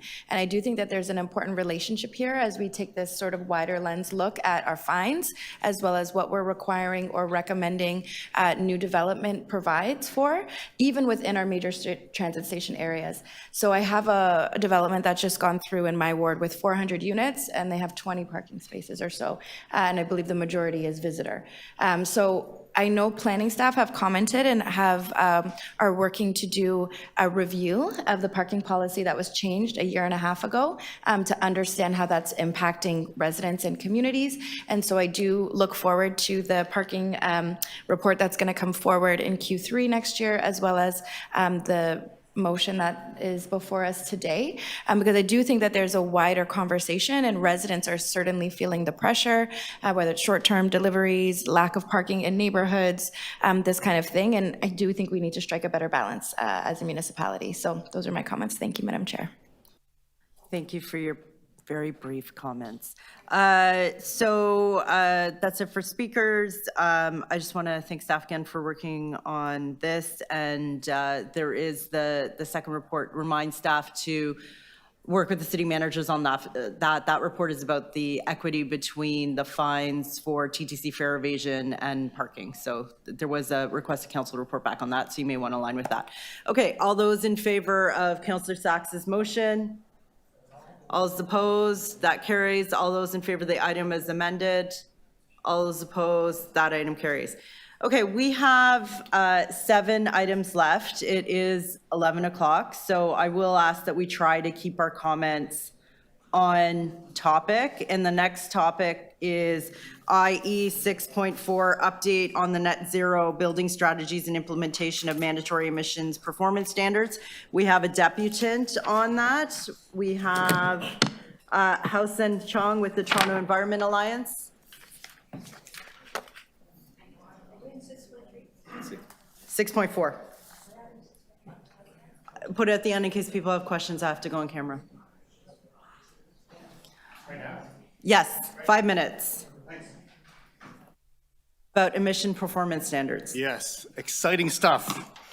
Thanks for having me here today. I'm just here primarily to say that Toronto Environment Alliance strongly supports the proposed plan to implement mandatory emissions performance standards for buildings in Toronto. 60% of the city's community emissions originate from buildings. That's primarily through the burning of fossil gas, sometimes known as marketed as natural gas. And to meet Toronto's climate goals, we're going to need to retrofit, on average, annually between something like 27,000 homes and buildings every year until 2040. That seems a little daunting, but if you think about like what can happen in 17 years, this phone didn't exist 17 years ago. So that gives you an idea as to like what is actually possible. We also know that retrofitting buildings improves occupant health and comfort, and they can create very good jobs. City reports state that retrofitting Toronto's buildings could add $140 billion in local economic activity and create an estimated 8,500 direct full-time retrofit jobs over the next 25 years, and that will have splashover effects into the suburbs, into other municipalities in Southern Ontario. As Toronto prepares for widespread climate retrofits, on the other hand, we have to take particular care to protect renters, who represent just under half of all Toronto residents. Climate retrofits have significant upfront costs, but they also generally save on building operating costs. So staff reports say that's up to about 30% annually. But some landlords in the city are already using upfront costs of green retrofits to apply for above guideline rent increases, even after receiving government or grant funding to undertake this work. So there are some cases, for example, they've got CMHC funding to reduce the upfront capital costs of a retrofit, and they're still applying for above guideline rent increases from the province. Landlords also oftentimes can use disruptive retrofit construction techniques and schedules that will basically annoy tenants to the point where they move. And landlords know that they're legally then able to raise rents when there's tenant turnover in their buildings. So we strongly recommend that city staff city staff research and report on mechanisms that could help protect tenants in these cases. And they should include, but are not limited to, protecting tenants from above guideline rent increases, protecting tenants from unreasonable construction practices, compensating tenants for disruptions as a result of retrofits, and preventing penalties or fines levied against landlords to be passed on to tenants. And during this process, city staff should consult directly with tenants and tenant advocacy organizations and ensure that all proper city departments are included in those conversations. Many jurisdictions give tenants protections when there are climate or retrofits that are needed. So New York City, for example, has tenant protections for energy efficiency retrofits. Los Angeles has a mandatory seismic upgrade retrofits for residential buildings and has tenant protections for those tenants in those buildings as well. So we encourage City Council to research and identify the legal mechanisms and policies that ensure that tenants are protected from landlords attempting to profit from climate retrofits. So in conclusion, that all being said, we very strongly support the mandatory emissions performance standards on buildings across the city. We're still relatively early in the process, and we agree with the implementation timeline proposed by staff. And during this process, we strongly recommend the City of Toronto produce a public report on policies that can protect tenants from the misuse of retrofit practices and retrofit financing. Open to questions, I guess. Thank you. Questions of the deputant? Okay, seeing none, thank you for joining us. Don't go far. I think you're up on the next item. Great. Questions of staff on this? Seeing none, speakers on the side, questions? Sorry, I just want to confirm. We're on 6.4. Okay. Yes, thank you. Just wanted to check in questions of staff around the language in the equity statement on this report suggests that impacts on tenants and lower income individuals is a core focus of our Environment and Climate Division, of course. What stakeholders are being included in these discussions? And are we including people who would be most impacted in ensuring they have a voice and their contributions being given due consideration? I think for James, thank you. Through the chair. First, absolutely, equity, affordability, protecting low-income residents are core principles of Transform TO, so they embody all of the elements. We're doing all of the programs we're working on. As we develop the emission performance standards, we're committed to developing and having a comprehensive consultation with those who will be affected by them. And I would say to date, we've already started engaging our climate advisory group to seek feedback, not on the standards at this time, but on what consultation should look like over the coming year. And one of the things that we will be putting in place as part of that, and I can commit to today, is an equity working group where we be bringing in the key partners, stakeholders, resident groups, et cetera, who will be impacted by emission performance standards to ensure that they are fully engaged in the process, providing advice that then we can bring back to council to ensure that whatever we bring forward is reasonable and also achievable within the context of the real world, not just modeled technical information. That's helpful and encouraging to hear. Thank you for that confirmation. Just wanting to pick up on the suggestion from the deputant who just spoke around the report to protect tenants from the misuse of retrofit requirements and ensure that they have the information and, you know, understanding their rights and how to navigate this. Is that a tool or something, an initiative you all would be willing to undertake as part of this work? So through the chair, absolutely. I think from a couple of perspectives. One, we'll be looking at, as I said, how we can engage to understand the potential adverse impacts and how to mitigate those. We'll then be developing the policies, programs, et cetera, to support mitigation. But another key element of emission performance standards in general will be around communication and outreach and how we connect with not just the owners of the 480,000 buildings across the city, but also the tenants and the people who use those buildings. So there's a kind of a full awareness. So that is another kind of key platform or leg of the work that we're doing. Fantastic. We'll keep an eye on it. Thank you very much. Thank you for your questions on emissions performance standards. Councillor Sachs. Yes, question for environment and climate.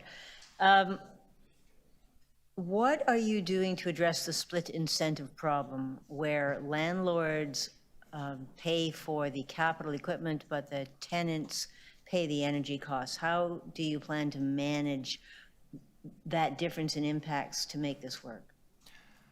So through the chair, I can't tell you how we plan to manage it today. I can tell you we're absolutely aware of that as a consideration, and similar to my answer to Councillor Morley, that's part of the work we'll be doing, and kind of that engagement of both building owners, building occupants, et cetera, in terms of where the potential issues are and how we manage kind of the who pays for capital, who benefits, but also recognizing that that changes often over time. Tenancy, for example, is not necessarily a long-term over the lifetime of capital. It could be for shorter periods of time. So we'll be looking at all of those in detail.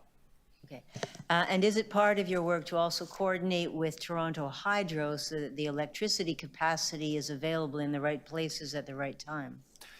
Through the chair, absolutely. And I think one of the key elements of emission performance standards is that it does provide some level of certainty to folks like Toronto Hydro in terms of increased electricity demand to support investments. And for example, as it relates to them bringing forward a business case to the Ontario Energy Board, provides more information that can support decisions at the board in terms of their needs to grow out the system over the coming years to support electrification. Okay, one other piece that I want to confirm that you're looking at the same time is the problem of excessive heat in buildings. I know you already have a request for a report back on basically how we keep people from suffering heat stroke in particularly the older multi-unit residential. But as we're looking at ways to improve the energy performance of these buildings, are you also looking at how they behave in summer? Through the chair, that will be part of what we look at. As you mentioned, we do have a report back, and part of that looks at retrofits. So we'll be looking at kind of the two sides of the coin, both kind of mitigation in terms of emission reductions, but also how some of the activities, for example, installation of heat pumps, other types of technologies may actually support resiliency. And also kind of from the envelope side, that kind of improved energy efficiency, which again has that opportunity kind of from a broader perspective, in addition to benefits to air quality, you know, a whole bunch of co-benefits that come along associated with retrofits. And are you also looking at the embodied carbon in these buildings and in the interventions that they're going to need to make to meet the new standards? Through the chair, we have started some of that work, and today we have the consumption-based inventory, which really kind of is some of our initial foray. So that will be part of it. I will say, and we do note in the consumption-based inventory that we're early days of that work. So we'll provide as much as we can related to embodied carbon and kind of that life cycle consideration. But that probably will evolve over time as our knowledge becomes greater as well. Thank you. Questions? Okay, any speakers on emission performance standards? Councillor Sachs? Please adopt this, we need it. It's really important. It's important for the quality of the life of the people who live in the buildings. It's important for our climate targets. It's important for the ability to withstand the weather that's coming our way. Thank you. Additional speakers? 13 seconds. Very good, I'm impressed. And about emission performance standards too. Okay, any other speakers? Yeah. All those in favor? All those opposed? That item carries. Okay, IE 6.5, design principles for retrofit financing programs and funding solutions to support building decarbonization. We have one speaker, Hao Sen Chong. You have 5 minutes. I didn't even turn off the microphone. There you go, you're ready. Hi, thanks for having me again. Yeah, we're here to commend city staff's work on finding financing solutions for retrofitting Toronto's existing building stock. And I'm here to emphasize that in order to meet the scale needed to reach Toronto's 24 net zero goals, there must be a significant and systemic reductions in the upfront cost of building retrofits, and we need systems and programs to do that. Again, the challenge is very large. we have to retrofit an average of 27,000 homes and buildings every year. But again, I have a phone here that didn't exist 17 years ago that has like all these little apps on them that also didn't exist 17 years ago, which is kind of cool. And so that gives us an example of what can actually happen when you have the right push. And I think the city is in a good place for us to do that. We strongly support that city staff explore the expansion of programs that would lower upfront retrofit costs to homeowners and building managers, such as the expansion of programs based on local improvement charges. Building retrofits can save up to 30% in operating costs, but it's comparatively high for many homeowners to actually do the retrofits because those upfront costs can be significant. Those upfront retrofit costs for a single family home can reach into the hundreds of thousands of dollars. What local improvement charges allow for is for those upfront costs to be distributed over years and for those costs to be tied to city property bills rather than to the borrower. And what that means is that the LIC structure can be very, very beneficial and very popular. And we already see that it's the basis of some of the successful building retrofit programs that we already have in the city, like the Home Energy Loan Program, the High-Rise Retrofit Improvement Support Program. These are LIC-based projects that can be financed through grants or packaged into groups and have the potential to be converted into green bonds or other financial instruments attractive to institutional investors, potentially like our friends who were speaking earlier today who run the pension fund. So LIC programs could also allow the city to add conditions to funding programs that provide protections to tenants in the cases where there are tenants available. That includes a risk of protecting them from the risk of retrofit-related above guideline rent increases, et cetera, et cetera. So we're very pleased that city staff already recognize that programs like LICs might help the city meet its net zero building retrofits. We've already used LICs in the city. We have not used them at the scale in which we need to, but we do have a little bit of time, and we're very pleased to see that staff is working on those and looking at bundling them with things, potentially with things like green bonds and other financial instruments that we think could be very beneficial in helping reduce those upfront costs so that people who own buildings, building landlords and tenants, et cetera, would be able to afford those retrofits and still benefit from the cost of recovery those retrofits will bring in over years and decades. Would love to hear any comments or thoughts. Apologies. That's right. Okay. Questions? Okay. He was checking quorum. Okay. Thank you for joining us. Great, thanks. Seeing no questions. Questions of staff on this item? Seeing no questions. There you go. Now we have quorum. Sorry, questions of staff? Seeing none. Speakers on this item? Seeing none. All those in favor? All those opposed? Item carries. IE 6.6, consumption-based emissions inventory and cool food pledge commitments. We have 4 speakers. The first speaker is Matt Noble with the Toronto Vegetarian Food Bank and Farm. Matt here. Yes.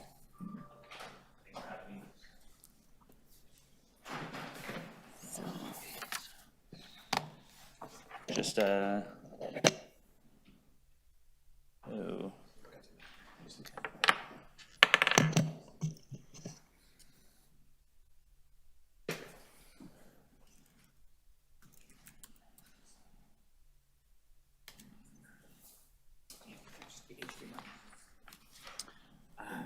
USB.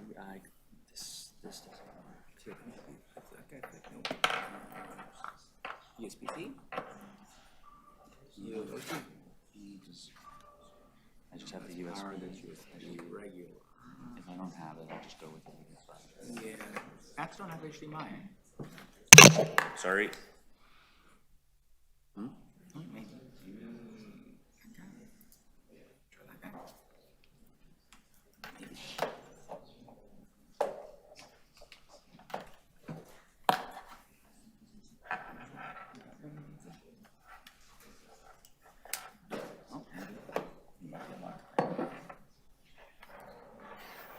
Okay, you have 5 minutes. Okay, here I go. So I am Matt Noble. I'm the founder and executive director at Toronto Vegetarian Food Bank, which is a totally plant-based food bank. We opened in 2015.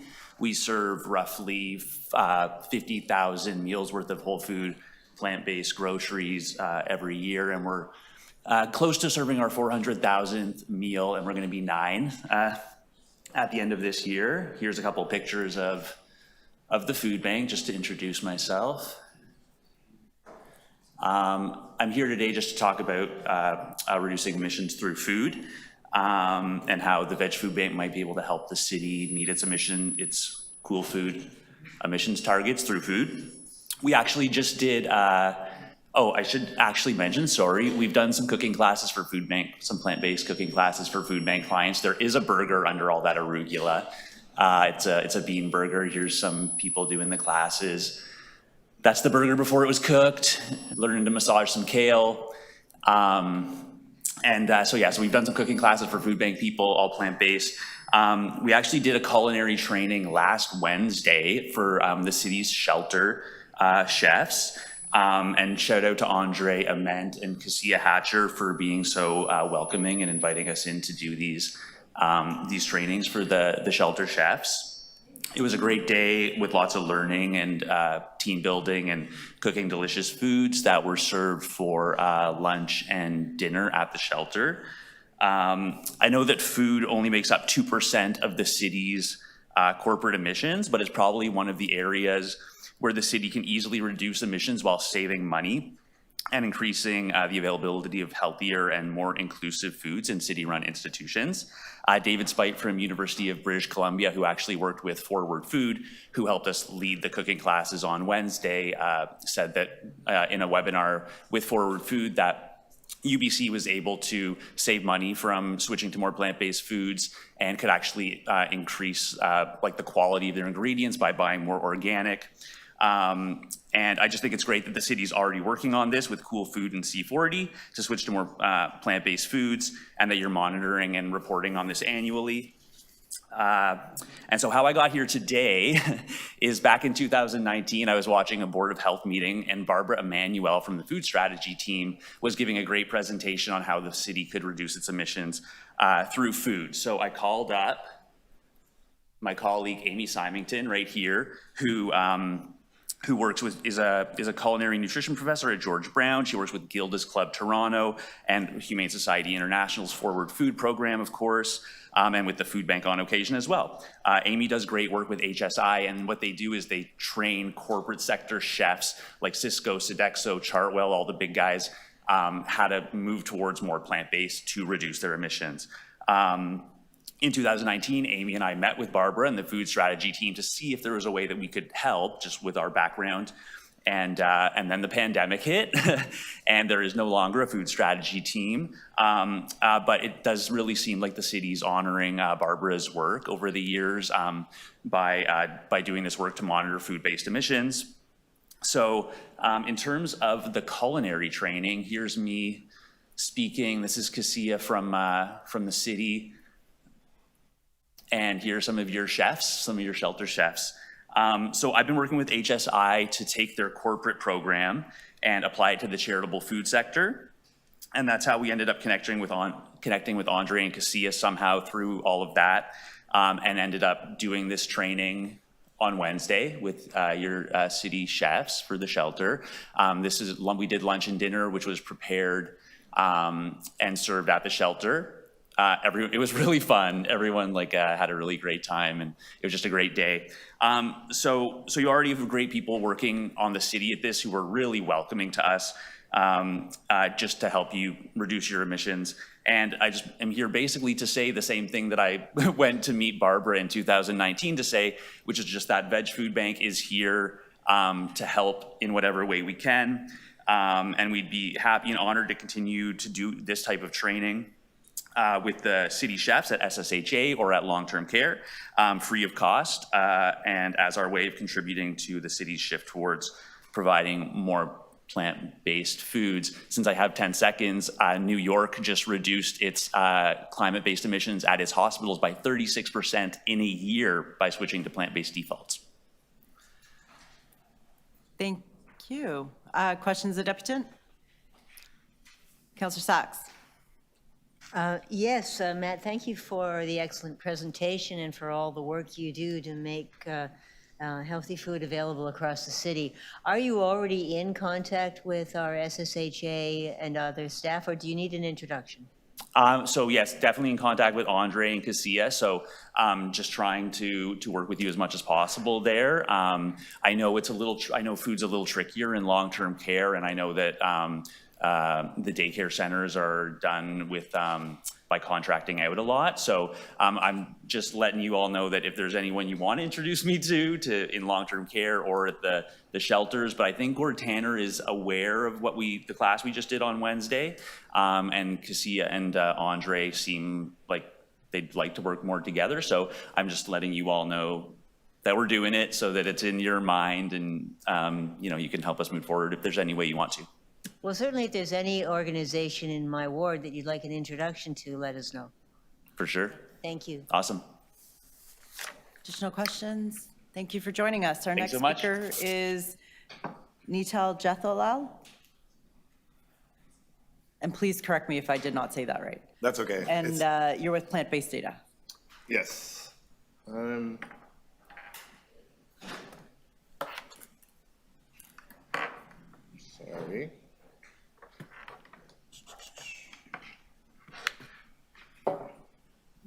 You plug this in here? I think so. Let me use it.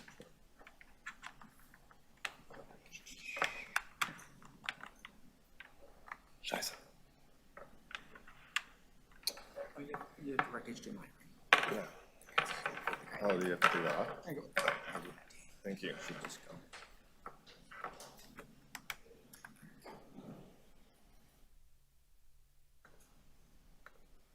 Good to go? Thank you. All right. I have a bunch of slides here, but I'm going to blast through them, as you can tell, since it's far too much. All right. Hello, and thanks for the opportunity to speak. My name is Nithal. I'm a strategic policy analyst and economist with Plant-Based Data. I'm also the president of VegTO, formerly the Toronto Vegetarian Association, and the founder of the Toronto's Veg Climate Network. The report on the CBEI reflects that food accounts for 24% of the city's emissions, so I'm going to briefly cover how plant-based foods can meet multiple policy goals and what the city can do. As you know, food has a huge impact on the climate, but transport, circled in red here, only accounts for 1 to 10% of a food's emissions. So there's a huge opportunity here to raise awareness of the importance of what we eat versus where it's from. Emissions from plant-based foods are 10 to 50 times lower than most animal-based foods, and it's critical we keep this in mind as Ontario's agri-food strategy seeks to boost consumption of local foods, much of which is animal-based, by 30% by 2032. And that's not even factoring in a much greater pandemic risk from animal-based foods or impacts like land use, deforestation, ocean acidification, and more. There's also a great opportunity here to lead the rest of Canada on maximizing emissions reduction, not just meeting emission reduction targets for the sake of global equity, since Canada has the highest emissions per capita in the G20, and G20 countries are responsible for 80% of global emissions. And 4 in 5 adults in the Toronto Public Health Report in February show that 4 in 5 aren't meeting the minimum RDA of 5 fruits and vegetables a day. And each additional serving of fruits and veg above 2 a day can reduce the risk of heart disease and cancer by 4% or more, which are Toronto's 2 leading causes of death. So increasing plant-based foods in Toronto can also advance key TPH goals. And as you know, the Canada Food Guide had a massive plant-based heavy revamp in 2018, but continues to be widely under-implemented. In fact, a poll we ran at VegTO with Angus Reid found that over 3/4 of the city have never heard of or used the food guide. So the city can really have a big impact by raising awareness of the food guide, which would advance the 2019 recommendations for the Medical Officer of Health report to review food-related programs and policies. And GTA residents should support you. 85% of the GTA eat animal products daily, but 2/3 want to reduce their meat consumption. And 3 in 5 said that they were open to vegetarianism or veganism in the future. Moreover, 94% support more plant-based foods in public spaces, with over half saying they'd choose more of these foods if available. So what can you do? First, I suggest that you follow Vancouver's lead, but focusing on plant-based food procurement is a great start. I applaud you. Passing a motion to set a minimum percentage would be a strong start. And making plant-based foods a default choice is a really powerful tool. We use this all the time. An organization you see up here, Greener by Default. Just making plant-based foods a default option on menus and in buffet lines has a massive impact in shifting consumption behavior, reducing emissions in water, and all while preserving the freedom of choice. We've kind of evolved a lot more from the Meatless Mondays days. The city can also work with us at VegTO to reintroduce Veggylicious in Toronto next year, a program that ran from 2011 to 2018. A little funding here or support could go a long way. Some cities in the U.S. are also exploring how to incentivize grocery stores to increase produce sales, which sometimes includes skylights, and moving produce to the front of the store. You could also explore apps and maps, or even a just did you know type campaign for the public to appreciate that we're a cool food and C40 good food city. You'll see Helsinki City Council launch a Think Sustainably app here, and the map in Berlin is something I really like. There's also a huge opportunity for awareness around for public health alongside emissions. Our poll found a large, alarming lack of awareness and skepticism on well-established major health findings since 2015, including around processed meat. And there's a huge opportunity for awareness campaign on how much cheaper whole plant-based foods are. I think you're hearing from Rihanna shortly, and on the chart on the left is a table we got from her comparing the different costs, and on the right you see a cost of 100 grams of protein in Canadian cities and just how much cheaper whole plant-based foods can be. So I'm happy to leverage my resources and networks thus to help you optimize Toronto's net zero path and maximize the potential gains for far more plant-based food consumption. And a quote here from the C40 Future of Urban Consumption report is powerful to share, that adopting dietary change is the greatest consumption intervention with the greatest potential for emission reduction. So I encourage you to be bold and ambitious. The food-related consumption space report from out of C40 has a progressive target of 16 kilograms per person per year. We're well over 50 on average in Canada. So thank you very much for your time, and that's it. Thank you for your deputation. Are there questions of the deputant? Deputy Mayor Morley. Thank you, Madam Chair. Through you to the deputant, thank you for being with us today and for your good presentation. I was struck by the comment around the revised food guide and sort of how that hasn't really gotten legs. I think back to when I was in middle school, and that was such a big focus for us as young kids growing up. And the other piece that's coming up for me from a public health standpoint is our current challenge with mental health in our society. And this may be a little bit outside of your area of focus or your expertise, but I just wonder if you could also speak to us around the connection with more of a plant-based diet and the values of that, and how that not only with physical health, but also has an impact on the individual's mental health. Is that something you feel comfortable speaking to?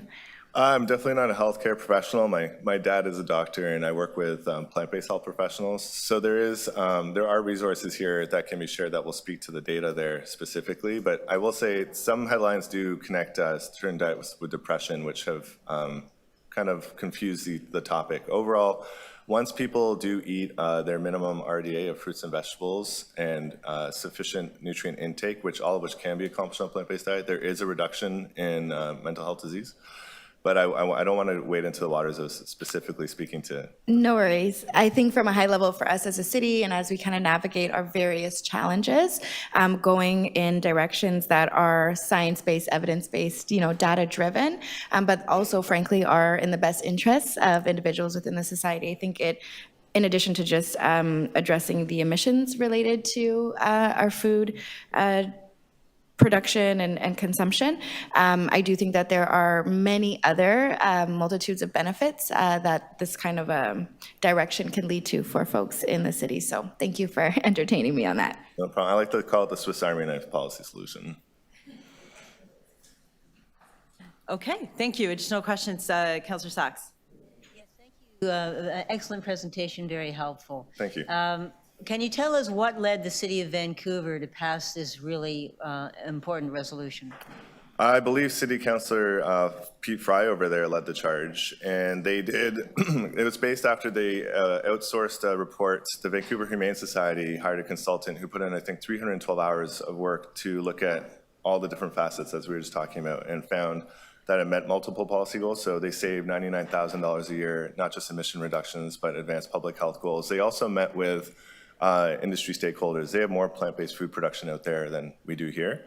So I think after that Vancouver Humane Society report, the work was done, it was very clear to him just to bring it to the City Council and go from there. I think that was the impetus, was that report. And what was the impact of this resolution once it was passed? That's a great question. I'm actually waiting for a progress update there myself because I can't speak to where they are exactly at right now. I just know that where they said they were going, which was the emissions reductions, cost savings, health advancement, and apparently economic benefits for industry were all purported. So I would love to know where they're at right now, to be honest. I imagine for Toronto, though, we procure 7 million meals a year, which was in the committee's report. So the savings would be much greater and the impact would be much wider. Okay, well, when you find out what's happened in Vancouver, please let me know. Will do. Thank you. Great, thank you. Any additional questions? Seeing none, thank you for joining us. Thank you. Our next speaker is Hamish Wilson. Thank you for joining us to speak about consumption-based emissions and the Cool Food Pledge. Well, good morning. Thanks for being here. Certainly, this is all complex. I haven't fully digested the report and the attachments and the appendices, but it's certainly nice to get to a situation where we're far more honest about how bad our emissions actually are. 2.5 times what our the existing modeling accounting is, I think, is a fairly significant excess when we actually start to focus on the consumption of what all the consumption-based emissions. To my mind, it's not entirely new about how bad we are. I apologize for the lack of color if this can be brought up on screen, but I've sent it online. It was from a C40 exploration of the emissions profile of various cities. Let's see, do we need to get the power on here? Does that help? Or, pardon me, excuse me, technical. It'll come, but I was very surprised to see how massive the air travel impact was from Pearson. No, that doesn't do it.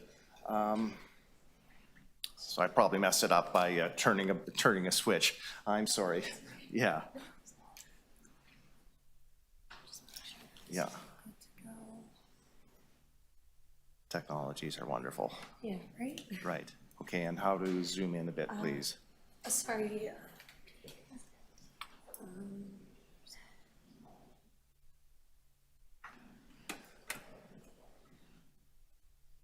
That's okay. You're better at it than I am. Yep, yep. So, yeah, there's quite an awful lot. The figure of air travel's contribution to Paris's profile was 8.7 versus 4.8 for food megatons, I believe. And the buildings were less of a source.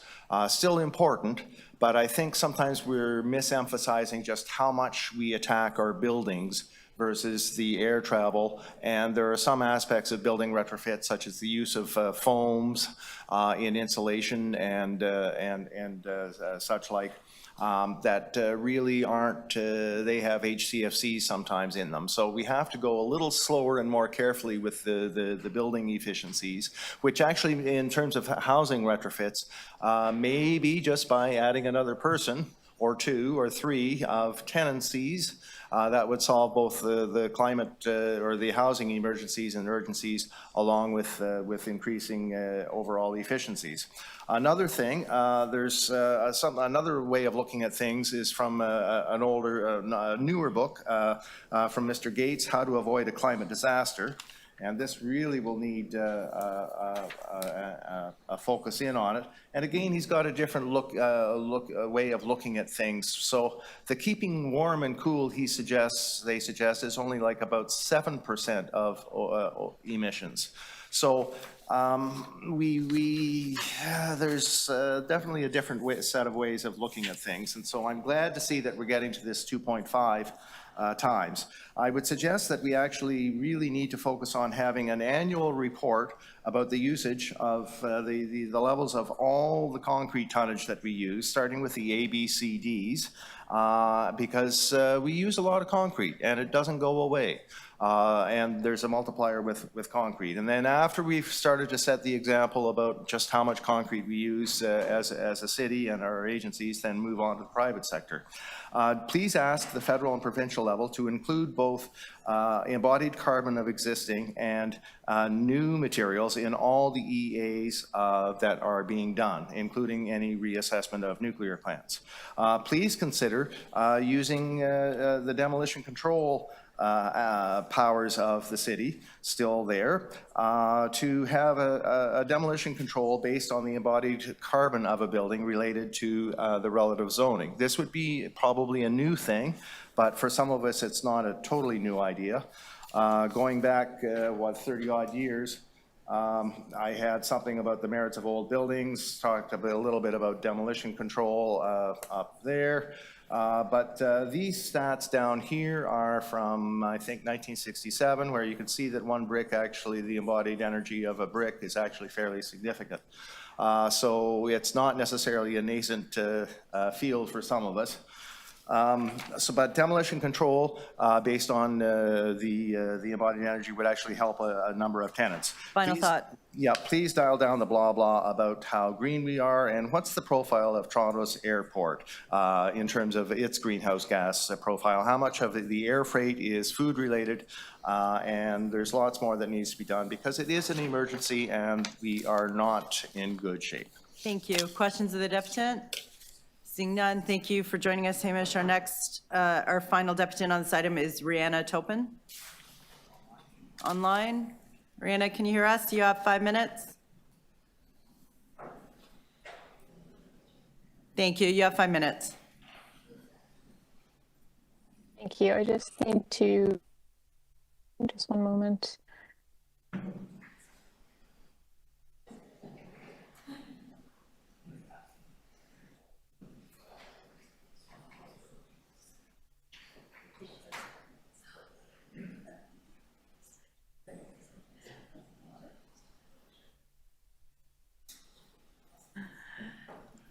Are you ready to go there?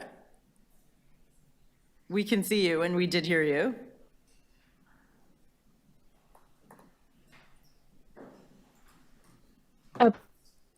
Just share. Okay. I'm able to share that, or should I do something different? Great. Would you like to start?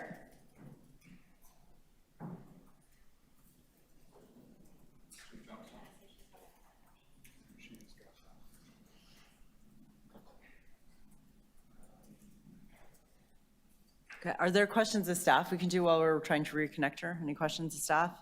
Okay, Councillor Sachs. Yes, question for environment and climate. First of all, sorry, yes, okay. Great to hear about the policy in Vancouver about plant-based purchasing savings for city and climate. How long would you need to be able to report back with recommendations on whether Toronto should do something similar?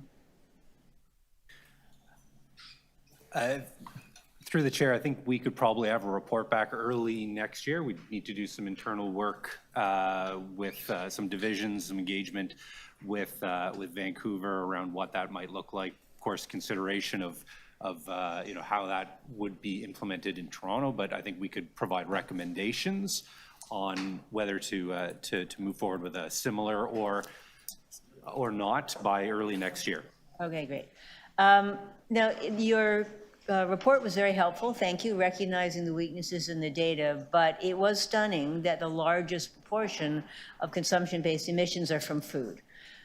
What percentage, roughly, of those emissions are due to food waste?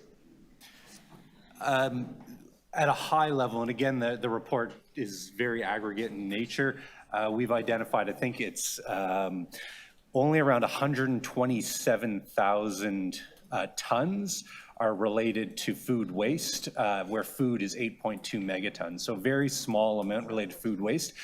and I think it was shown in an earlier presentation, most of food production is, in terms of the overall emissions, are related to land and land use, agricultural practices, and the like. The actual waste is a fairly small component at the end.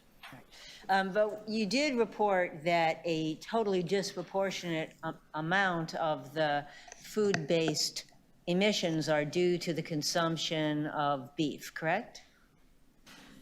That's right. I think beef has emissions that are about 5 to 6 times higher than, for example, chicken and fish when you're talking about meat. All right. So these 7 million meals that the City of Toronto provides every year, beef is also one of the most expensive things we buy for those meals. Isn't that true? Yes, that's correct.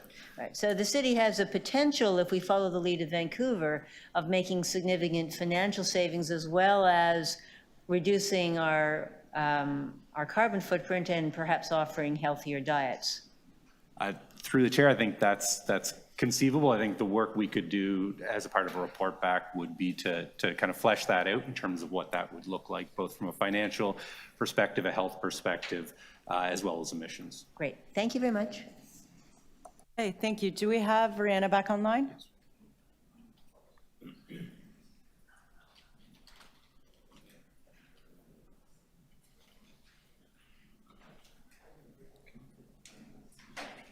Rihanna, can you hear us? You have 5 minutes.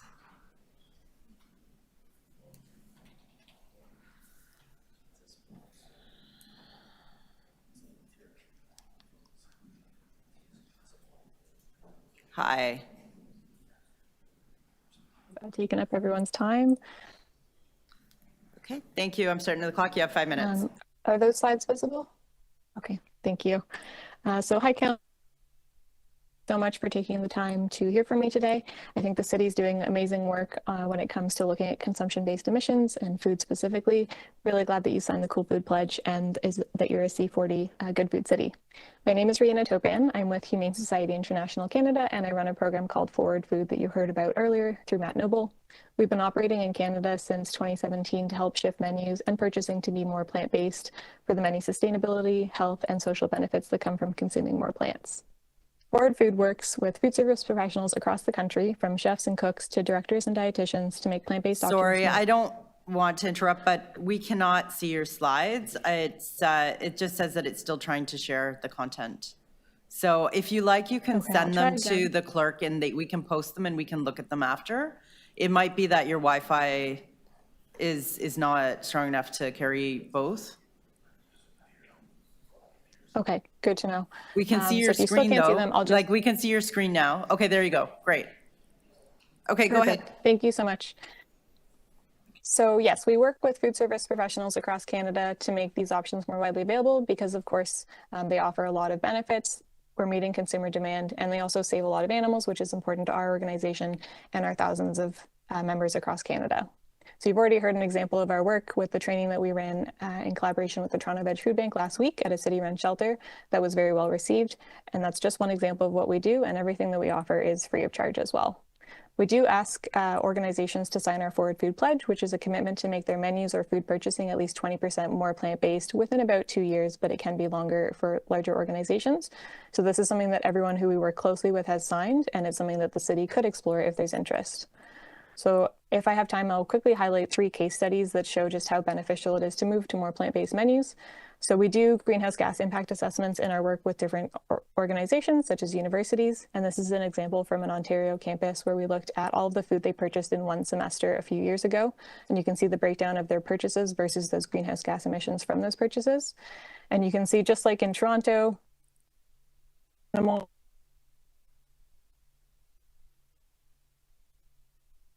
but they are responsible for the majority of the emissions that are emitted. But for family foods, and they were responsible for 78% of all emissions.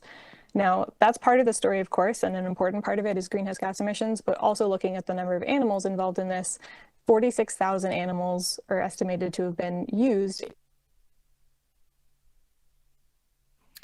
So the majority of that is smaller chickens and fish. And so this represents a really great opportunity for shifting to more plant-based alternatives. And by doing that, from going to animal proteins to plant-based proteins, you can see enormous savings. So calculation was reducing animal protein by 20%, there would be 750,000 pounds of greenhouse gas emissions. Case study 2, you might be familiar with. It's an example from the University of Guelph's Childcare and Learning Center. We were not involved in this, but it's an incredible example, and I think it's worth sharing. So this childcare center went fully plant-based, partly driven by the fact that a lot of the children there had allergies, and they wanted to make the food more. Your sound keeps dropping. Do you want to try and turn off? I don't know if your camera is also on while your slides are on. Do you want to turn off your camera? See if that helps. Good question. And go ahead. That might help with the feed. Thank you. Okay, go ahead. Sorry, resume. Absolutely. Okay, we'll try that. If it's still cutting out, please let me know. Thank you for. It sounds better. Okay, fantastic. So in this example, the Childcare and Learning Center at the University of Guelph saw huge greenhouse gas emissions reductions, as well as increased nutritional profiles of their menus and significantly lower food costs. So they achieved almost a 65% reduction in emissions, going from over 3,000 kilograms of CO2 emissions per month to over 1,000 kilograms of CO2 emissions per month. And there's a full detailed report from the organization, including the nutritional and cost savings benefits, if that's of interest to the city. The third example I'll share is actually the example that Nithal mentioned earlier. When it comes to the decision at the Vancouver level to move towards more plant-based menus. So this is the report that the Vancouver Humane Society did. And as Nithal mentioned, it showed that they could expect to save $99,000 annually, reduce greenhouse gas emissions by more than 500 tons, and save the equivalent of nearly 400 farmed animal lives each year. Plus, they projected a 14% growth in sales revenue because of the increased demand for more plant-based options. So again, this is a more detailed report that can be shared if there's interest in reviewing the entire thing.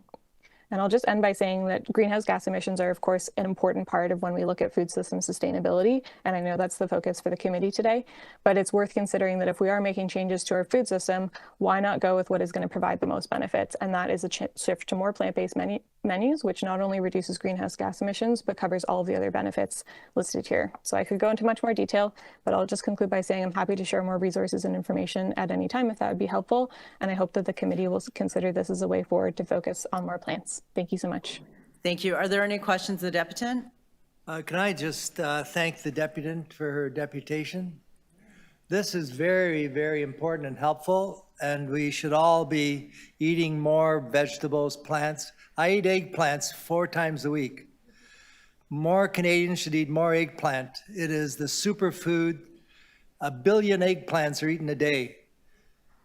We got to eat more eggplant, more vegetables, get off the meat if possible. You can't totally get off it, but it saves money, saves our planet. Eat plants, not animals. Thank you. Okay, any questions? Any additional questions, Deputy? Okay, thank you for joining us. Additional questions to staff? Deputy Mayor Morley. Thank you, Madam Chair. Through you to staff. Thank you for this good report, and thank you to the deputants for being with us today. I think this is a really, really important thing that we need to be focused on. And while I don't claim to be a vegetarian, I definitely eat meat and fish and all of the things.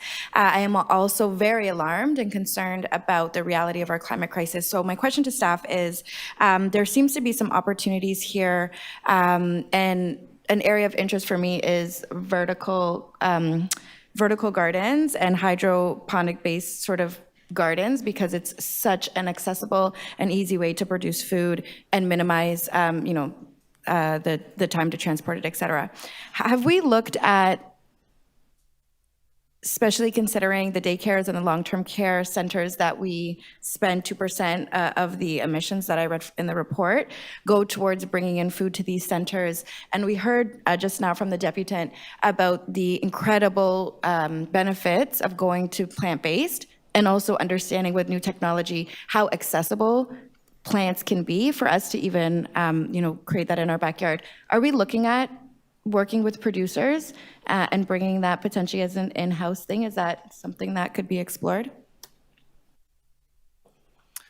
I can't, through the chair, I can't say whether we've looked at that, but that is something we can look into, and I can follow up once we've kind of engaged to see what we have done in this regard. Amazing. I just am struck by the opportunity before us to collaborate with grassroots individuals to, again, invest in what I believe is low-cost technology.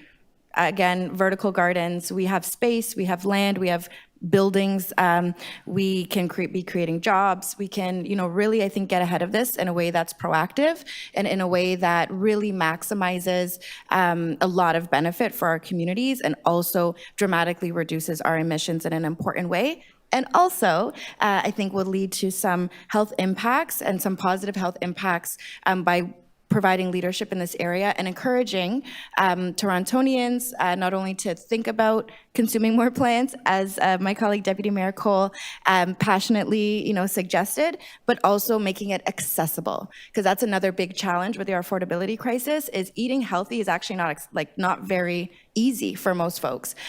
So I think these are areas that we should continue to pour into, and I look forward to working with staff on what opportunities we might be able to realize. Thank you. Okay. That's okay. Additional questions of staff? Additional speakers to this item? Councillor Saxon, you have motions? Go ahead. Yes, I have a motion. I think staff have my motion. Excellent presentations we've had today. I wasn't personally aware of the decision of Vancouver. It certainly sounds as if everybody knows we're in a deep financial hole. We also have challenges with health, and so I have two things I'm requesting. First of all, as discussed with staff, the first is that they should report annually on their progress on the Cool Food Pledge, because otherwise we're just running in the dark.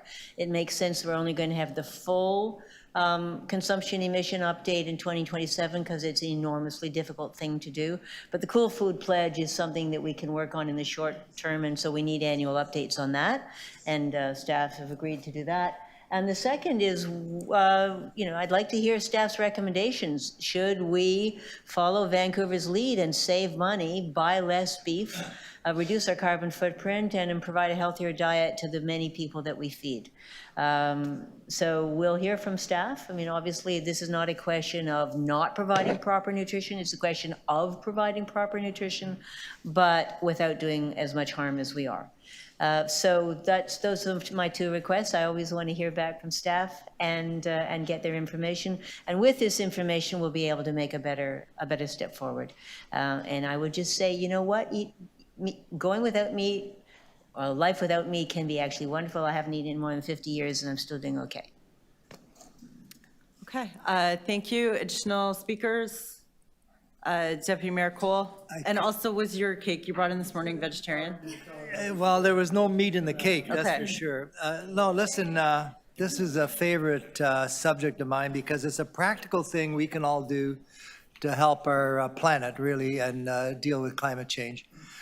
The cost to produce meat-based products, the cost to feeding the animals and the slaughter of the animals, the transporting of the animals, and then the health costs of eating animals all the time is really impacting our health system. And I'm not a vegetarian. I have a pork chop now and then, and I have a salsich now and then, and I have a hamburger, but I'm not trying to tell everybody to get off, meat altogether. But I think we can all eat more plants on a regular basis. And there's so many bountiful plants available to eat at your grocery store. And that's why the horrific thing that's happening to the Greenbelt is really going to impact our climate, because the fact is that some of the best farmland in North America is in the Box Grove Agricultural Preserve, and we're losing that for development. So we have access to native plants still. I hope we continue to do that. Fruits, vegetables, there's just such a reasonable cost to them too, compared to meat. I mean, I just can't believe what meat costs, and people, even have a hard time, feeding their families because they say, well, the price of meat. Yeah, well, we got to get off meat every day. We have to basically have our pasta.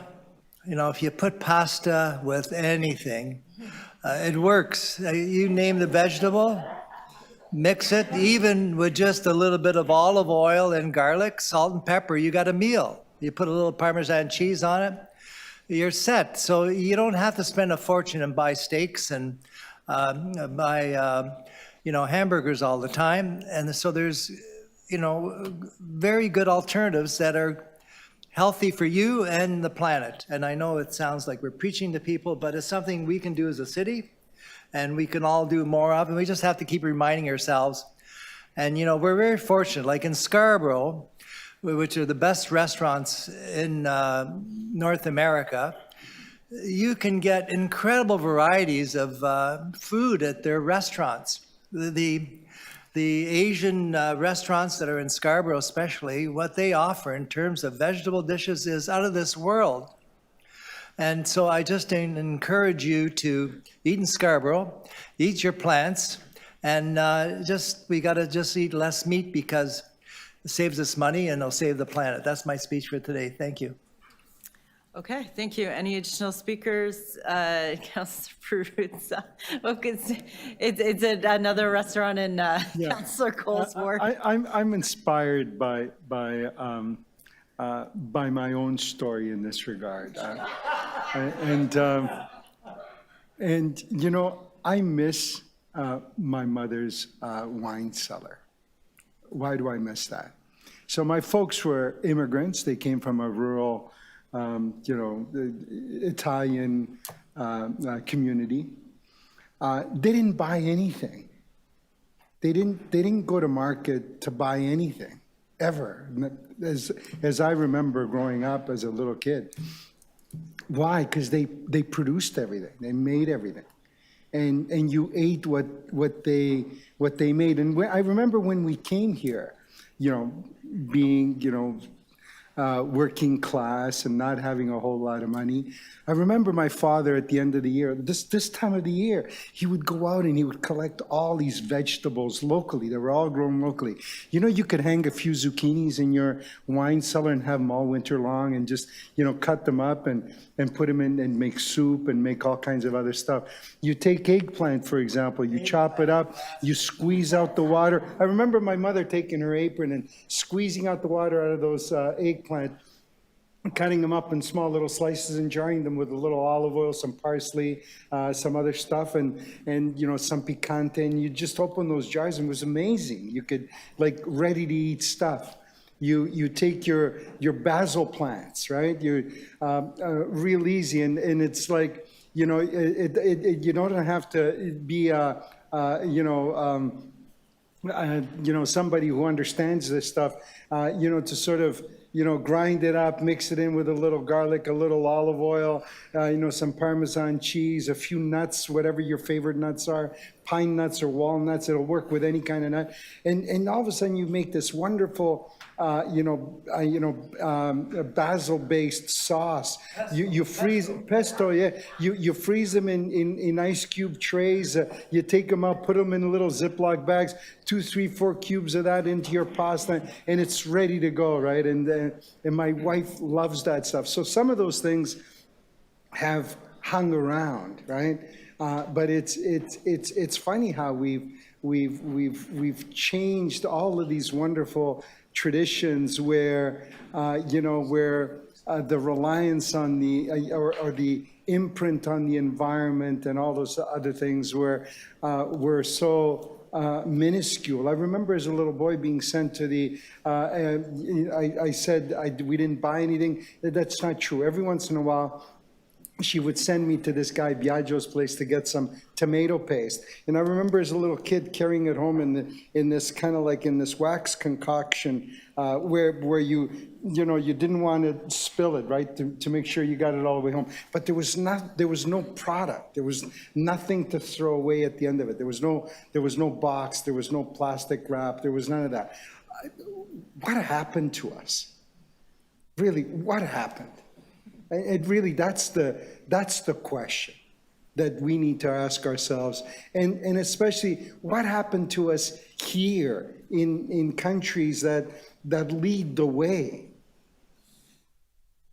in terms of what we are doing to our planet, to our climate, and to everything else. So, you know, yeah, of course I miss my mother's wine cellar. It was amazing. It was, you know, but you know, your moms get old, right? They get older and they're not able to do the same kinds of things that they were able to do. And it's a shame that none of us really have the time to sort of pick up on those, on the traditions that we all have in our collective histories. So, but yeah, the basil, the pesto sauce that I still make, I still do. I spent the weekend jarring my tomatoes, by the way. So. Okay. He's gonna bring us all one jar, right? Well, we're all having vegetarian Italian for lunch now, though. Any additional speakers to this item? Okay, and you spoke a bit during your questions, so keep that in mind. Okay, go ahead. Under 2 minutes, as I try to do generally, but I'm inspired by my colleague and his story. And I think, again, just highlighting why this is also critical and so important is my father does not live in this country. He lives on an island in the Bahamas, and he's a free diving fisherman. And when we think about our climate impacts, and especially being a major city, major consumers, why these things matter, the impact of the climate crisis is not as felt on us because we have so many conveniences and so many different pieces already in play. But when we think about people in other places in the world, these impacts are happening today. And I think about my father, who goes out on his kayak and goes out into the ocean and does his thing, and he eats off the land and out of the water. And in my lifetime, he's had to go further and further and further and further out in order to sustain his lifestyle, in order to, you know, make a living, because of the impacts of our climate crisis, because of overfishing, because of overconsumption. So these issues are very much connected. Taking initiative as a city in areas like this, consumption-based emissions, and the Cool Food Pledge is so critical to us playing a leadership role as a major city in North America, and really leading the way on these issues, because it's not just going to have an impact in our own city, but it's going to have a global impact. And I think that's something that we all need to keep in mind. So thank you for allowing me the extra minute and a half. That's okay. You didn't take 5 on questions.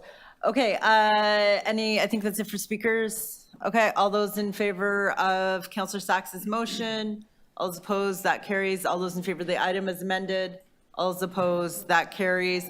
That brings us to IE 6.7, Military Trail Road Reconstruction. We have 3 speakers on this item. Our first speaker is Mary Beth Quinn. Do we have Mary Beth here or online?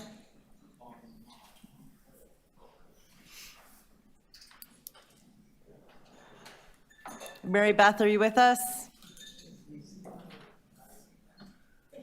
Good morning, or actually afternoon. Good afternoon. We can hear you. You have 5 minutes.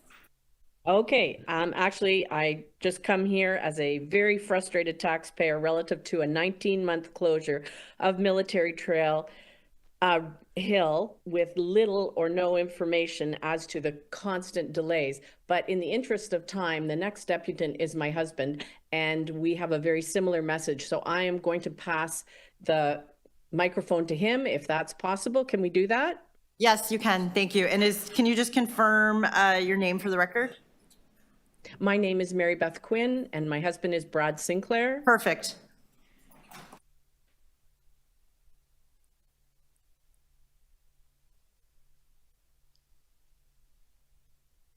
We can't hear Brad. Go ahead, Brad. Oh, sorry, I didn't know you wanted me. I thought you were going to introduce me. Fine. Oh, sorry. Yes, go ahead. Thank you. Sorry. Thank you, Madam Chair, for the opportunity to speak today. Thank you as well to Councillor Ainsley for his help in making this deputation happen. Apologies to Councillor Ainsley because I think I misspelled his name in my briefing note. Mea culpa. Having heard some of the other agenda items, this seems a bit parochial. That being said, my old boss, George Smitherman, used to tell me all the time, all politics are local. This is indeed a local issue. So let me cut to the chase. I live at 6 Creekwood Drive in Scarborough. I live 2 minutes away by foot from Military Trail and High Castle Road, the heart of the project in question. I understand that the agenda item is military road reconstruction. I don't mean to sound cynical, but I might have called it the military road lack of reconstruction. Project was initiated in February 2022, has been extended several times, leaving many Seven Oaks community residents frustrated, uninformed, and uncertain about the project's ultimate completion. Last night, I drafted a brief chronology of events. I think it was shared with committee members, and I know you can all read it, so I'll try and keep my remarks short. Essentially, as I say, the project started in February 2022. It was a step that had been well communicated to the community in advance.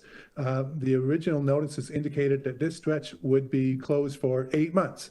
In other words, it would be reopened in September 2022.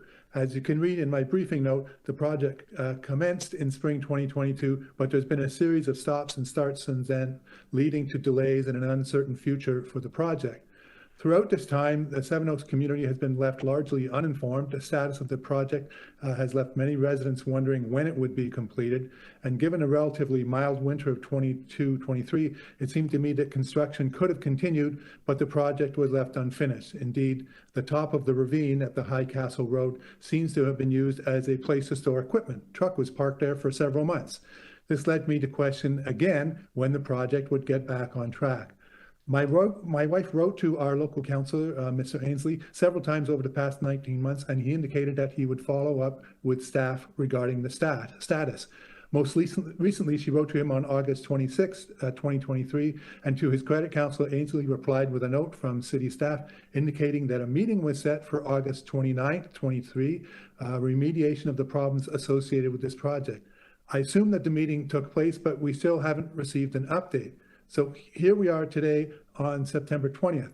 Last week, some construction officials arrived at the site to continue with some work.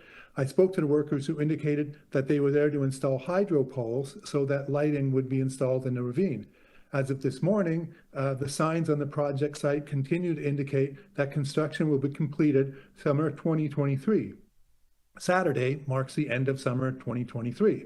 I suspect there'll be another delay here. So I have 3 questions for the committee. First of all, is there a resource that community residents can access that will offer reliable and timely information regarding the ongoing status changes to this project?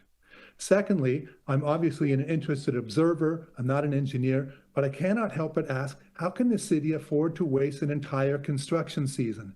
As noted in the briefing note, the site has been largely idle for most of the summer. That is a time when the slope and grade issues that were the cause of this problem could or should have been resolved. In short, what happened? And third, finally, can I get a clear status update on the project that will restore my confidence in the ultimate completion of this project? In the absence of this update, the community continues to be hampered by a road closure whose status appears to be blowing in the wind. Can I get a concrete answer, please? For the record, I should say I speak today as Brad Sinclair, one resident of the Seven Oaks community, but I'm virtually certain that my concern would be echoed throughout the community. So as I said, I'd like to keep my remarks short. That's it. Thank you. And I've taken note of your questions. The way it's set up, we can't have you ask questions of staff, but Councillor Ainsley and myself can ask questions of staff next. We've noted that. Are any questions of the deputant? Okay, seeing none, our next speaker is Zakir Patel.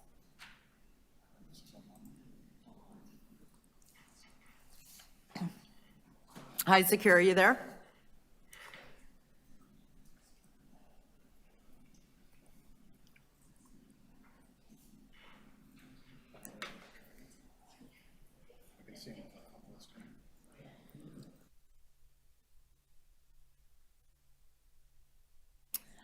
Zakir Patel, are you there? Can you unmute? Can you hear me, Madam Chair? Yes, I can hear you now. Thanks for joining. Sorry, thank you for joining us. You have 5 minutes. Thank you, Madam Chair, and thank you, everyone at the committee, staff. It was nice hearing you guys talking about Scarborough food. This makes me hungry because it's good afternoon. Good afternoon, ladies and gentlemen. I stand before you today to address a pressing issue that is affecting parents, community members, school bus drivers, regular drivers, pedestrians, nature enthusiasts, cyclists, daily joggers, due to the frustrating and seemingly never-ending delays in road construction at Military Trail underpass. We have all experienced the inconvenience, Madam Chair, which includes me as well. The frustration caused by this road work that is taking far longer than expected. This is not only disruptive in our daily lives, but also has wider economic and social implications. I understand road construction delays are unfortunately all too common occurrence in many areas of the city. And it's crucial that we address these issues head on, Madam Chair. I acknowledge that the road construction is necessary and often unavoidable. However, the persistent delays are unacceptable and require urgent attention and actions. We have students coming for French programs at Henry Hudson, at GB Little. We have students coming to Churchill Heights for gifted programs. We have high school students who are impacted by this closure. These are the students who come from north of Ellesmere Road. They have to either take transit, they have to either do some extra traveling. It's a mental toll because there's only one corridor which connects, either it's a Military Trail underpass or Ellesmere and Nelson corridor. This project was slated to complete in last summer, but due to various reasons, it was delayed and was told that it would be completed in 2023 September. As my previous delegate told us, today is September 20, 2023. I was driving by this morning on Ellesmere Road. It still says it will be completed in summer 2023. I'll be waiting for another 10 days and let's see where this project goes. I don't see any sense of reopening of Military Trail underpass, Madam Chair. For this reason, I have a few questions for you, for the members, for the staff. Was this delay due to lack of planning? Is there any budget constraints? Is there any contractor issues? Is there any unforeseen circumstances going on there? Madam Chair, it's time to demand accountability from the individuals responsible for these projects. It impacts a larger community. I understand delays are part and parcel of constructions, but this is way too much. Community is asking for answers. Today, together we can make a difference and build a more connected and efficient and sustainable city for all. If we are transparent, if we are accountable, and if we hold responsible people who are delaying the projects. I'm looking for some answers. I'm happy to answer any questions, Madam Chair, from the staff or the members.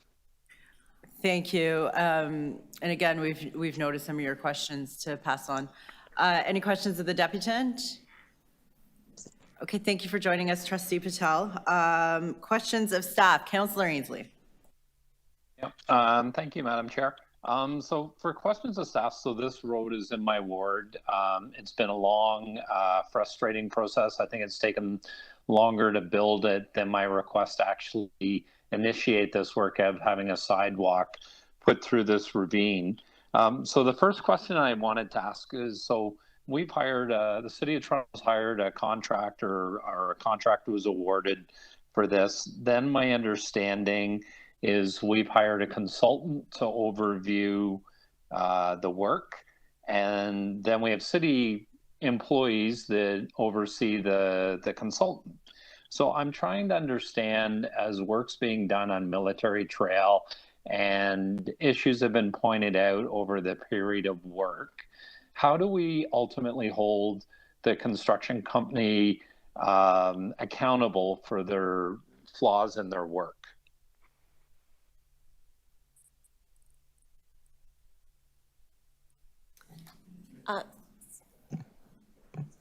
Through the chair, I can respond to that. So we have, so in terms, maybe to begin, I should start by apologizing for the disruption and the delay that has occurred related to this contract. There has been some significant deficiencies in the work, and just need to bring it down. Sorry about that. My apologies. So I wanted to apologize for the delays that have occurred related to this work, and there were some significant deficiencies. And as asked, so how do we hold the contractor accountable for this work? for this. So there are tools within the contract in terms of requiring the contractor to respond to deficiencies and to make repairs when those repairs are necessary. As a follow-up to that, there are also tools that the city has in terms of how we manage our contractors and contractor performance. But there are many things to consider when we look at how construction takes place. And so to begin with, our first priority here is to look at getting the work done, getting it completed, and getting it open to traffic. And then the second part is to unpack how and what has occurred and the responsibilities that each party has in terms of the deficiencies that occurred, and making sure that we hold those accountable for those deficiencies. So we'll do some lessons learned and unpack how that occurred. Okay, and I have to thank you, Jennifer, for the on-site meeting yesterday with your staff to review a number of the deficiencies. That was very much appreciated, and I appreciated all the feedback and the discussion we had yesterday. And I guess my next question leading up to that is, so construction companies that we hire or award contracts, is there a mechanism in place to regularly review their work? I know, for example, the City of Toronto has a fair wage policy on construction companies, and that's regularly reviewed. But in the awarding of contracts, can a construction company that's had issues like this just go back to the delays or issues around road work like this, other than, for me as a city councillor, we have a limited budget to send out, area specific notices. I do have an email newsletter I send out, but is there a website or something on the city website that can be utilized if I want to figure out what's happening on Military Trail? Or do I need to depend on myself as a local councillor, or does the city send out notices? Because all of the deputants today have talked about a lack of ongoing information. How do we resolve that? Through the chair. So yes, there is information that can be provided through our city website. And unfortunately, in this situation with Military Trail, because of the deficiencies, we've been working through plans on what the effort to repair would be, and we were not able to have a definitive schedule, and we've kept feeling that there would be more information that would be available that would be better for the community. And of course, time passed. So we can and we will be providing an update to the community about the status of the project, and we're optimistic that we can get moving on it right away. Okay. Okay, additional questions of staff? I just have a couple questions. So it sounds like work has resumed on site. Do you have an ETA now for completion? Like, have you done a full analysis of what work remains, and do we know when this will wrap? So we have met with the contractor and our contract administrator, and we're optimistic that they have a plan now for how to make the repairs to the corridor so that work can proceed. And we are hoping that it will proceed later this month. It will be probably 6 to 8 weeks of work that's required to make the repairs and proceed with getting the contract finalized. And then you usually do a construction notice that's distributed in homes and doors. Is there the potential to do an update that could go out to all the affected residents with a construction update? Yes, we will provide an update. A construction update will be provided to the homes.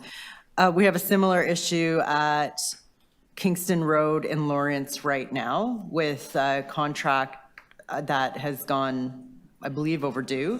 And for quite some time, there wasn't even work that we were visibly seeing being done as things were being resolved. So is there similarity? Are you familiar with that work as well? And can you comment on that? Yes, I am familiar with that work. So there were challenges with some underground works that needed to take place. And so the work was delayed. The work is now back and underway, and they are proceeding with construction. And likewise, will that be wrapping up soon as well? Our expectation is that it's wrapping up soon. I'm just going to. And so is there potential to do, sorry, I forgot my time, my last question, but lessons learned in related to both projects, as I think there were some similar issues with both? Yes, absolutely. Great. Any additional questions? Okay, speakers on this item, Councillor Ainsley. Thank you, Madam Chair. I do have two motions that I would like to move, if I could have them put up on the screen. The first one reads, request the Chief Engineer and Executive Director of Engineering and Construction Services and the Chief Procurement Officer to report to the Infrastructure and Environment Committee on how construction general contractors contracted by the City of Toronto are evaluated and how their performance may be taken into account on future contracts. That's my first one. Second one is request the Chief Engineer and Executive Director of Engineering and Construction Services to report to the Infrastructure and Environment Committee in the first quarter of 2024 with an evaluation of the contract management model that the city uses to oversee infrastructure work done by contractors. So those are the two motions. This is kind of stems first and foremost from the item before us on Military Trail, which has been closed, well, much longer than it should be. I have another project in my ward that's also been very frustrating for my residents, Kingston Road in Lawrence. You know, my residents are so frustrated, they've been calling the media trying to find another avenue about how they can keep this work moving. Part of my motion stems from also, I guess, from my frustration over trying to understand why the City of Toronto, I understand hiring a contractor through an RFP to do the work. Then the waters get muddied, hiring a consultant to do the work. And then we have city workers that overview the consultant's work.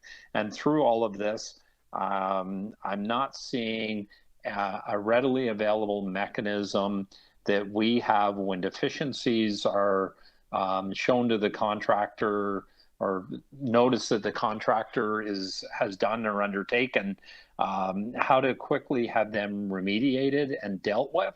I'm having a lot of trouble understanding the dispute mechanism and how it can effectively work. Since the work on Military Trail, since we've had media reports on it, I've actually had a number of people throughout the City of Toronto coming forward with the same construction company pointing to other work that they've done and the deficiencies around the work being done in other areas of the city. So I'm putting forward these two motions that I think will not only help the construction projects in my ward, but hopefully move forward the construction projects across the city forward. Thank you, Madam Chair. Thank you. Additional speakers to this item? I'm going to speak just so that I can actually move Councillor Ainsley's motion. Again, he spoke to it. I'm just moving on his behalf. Seeing no additional speakers, we can vote on the motion. All those in favor? All those opposed? That carries. All those in favor of the item as amended? All those opposed? That carries. So we're going to adjourn for lunch because we don't have time to start a next deputation. So we'll resume at 1:30, not 1:35, not 1:40, 1:30. And there are 3 items. So we're going to deal with dogs, fires, and recycling in that order.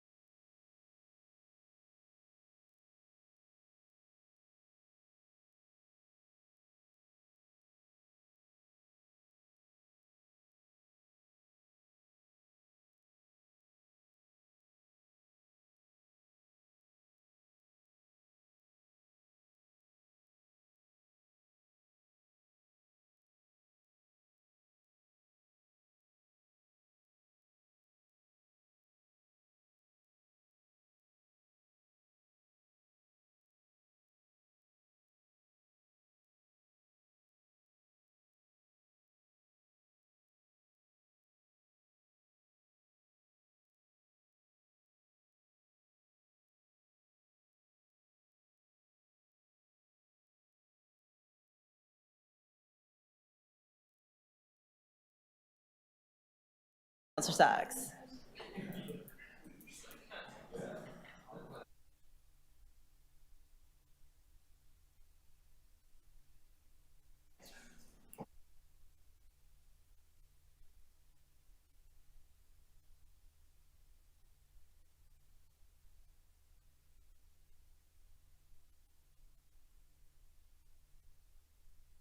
Okay, Eric, thank you for joining us. You have 5 minutes to speak to the citywide approach to dogs off-leash areas.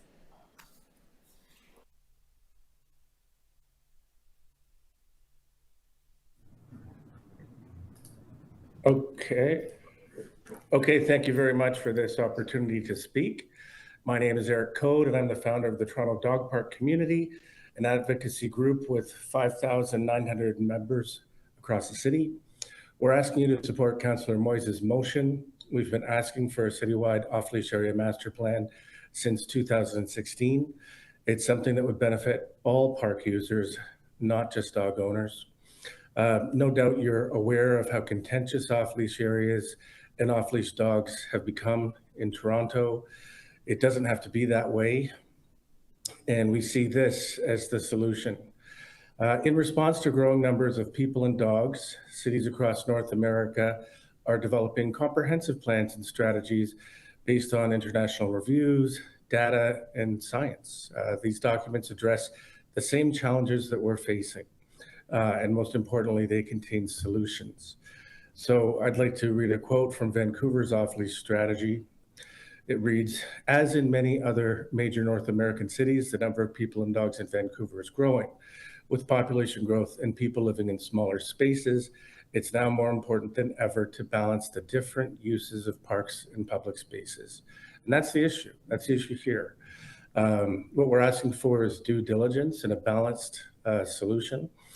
Please consider that our off-leash policy is just 6 pages long and contains no guidelines for dog park design.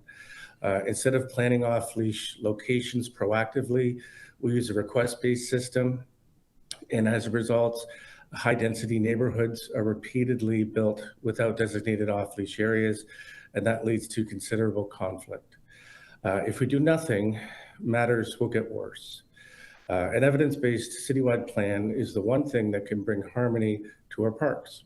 It'll make planning parks more efficient, make our parks safer and more enjoyable, and will keep off-leash activity in the right places and not the wrong places. So thank you very much for your consideration, and we're asking for your support. Thank you. Are there any questions of the Deputy? Councillor Morley? Hi, Eric. Thanks for joining us today. It's good to see you on the line and to see your ongoing advocacy in this area. Eric is an Etobicoke Lakeshore resident, just full disclosure, and we've been in touch over the years. I just wanted to get your take, Eric, on the implementation in some new developments of pet amenities, and if you think that that is going to be a helpful contributing factor as we continue to tackle this dog off-leash area and the growing and big need in the city.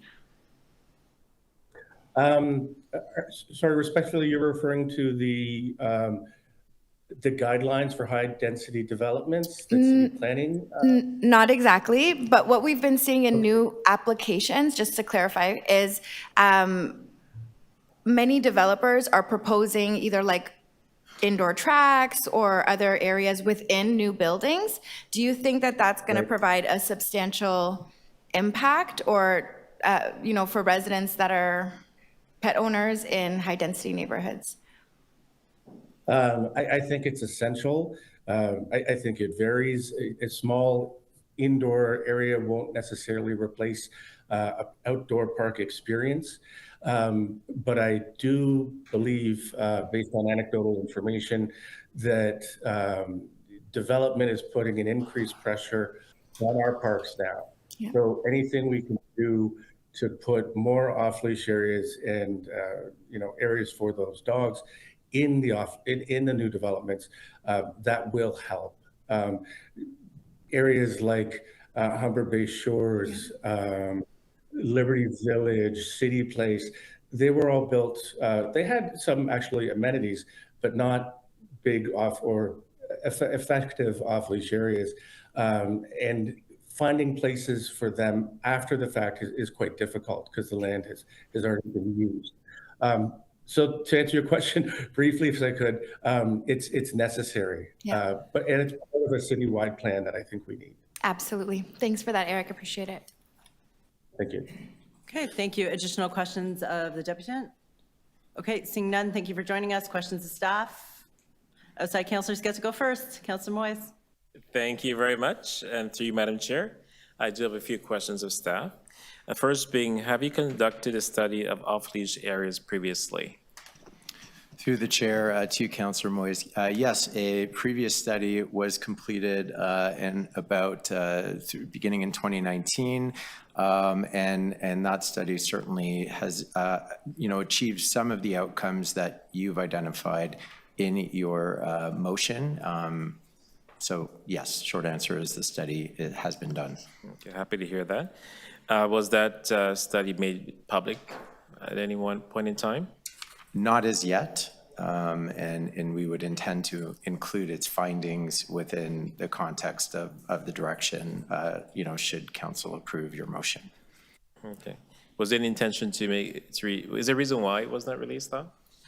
Well, we just haven't, we were organizing to report back next year as part of some other assessments that we were doing on our off-leash areas. And then after, having the discussion with you, we're now seeing an opportunity to build some synergies between that report and the motion that you've brought forward. Okay, thank you. Additional questions of staff? Deputy Mayor Morley. Thank you, Madam Chair, through you. I'm curious about the cost associated with delivering our DOLAs.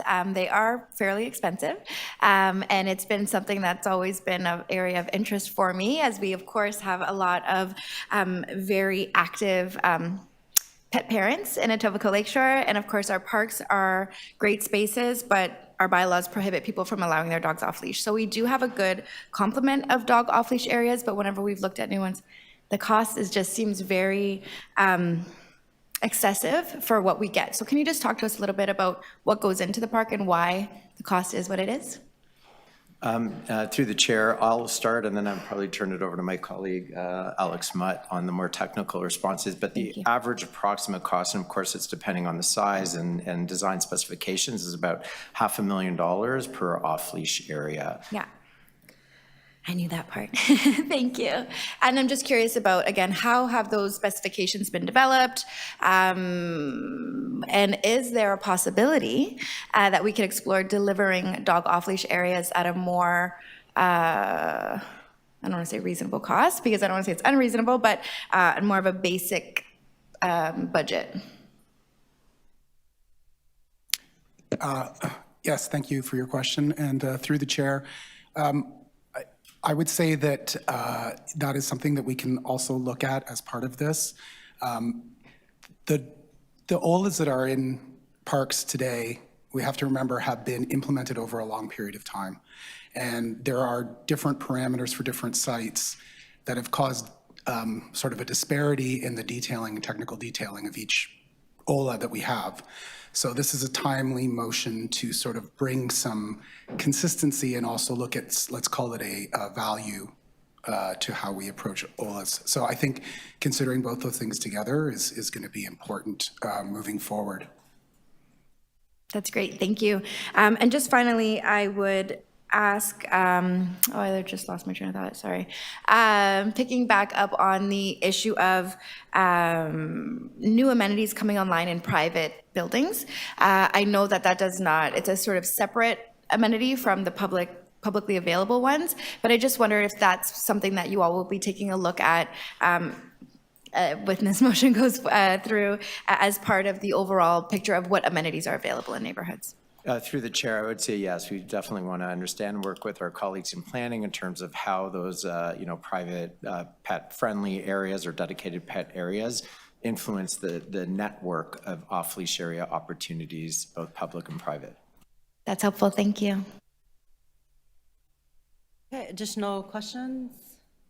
So I just have a few quick questions. As part of this, will you also look at the substreets that are being used in them? Because as you know, I've had lots of complaints about gravel, and I know others have as well, and I appreciate there might not be one magic substrate, but maybe we could have mixtures or different ones available. Sorry, to you, I would say yes, that would definitely be a part of the review. And then just to understand the current process right now, you need to form a dog off-leash association, you propose an area, and then Park studies it and gives it a yes, no, this can work, and looks for budget. Is that kind of how it's happening right now?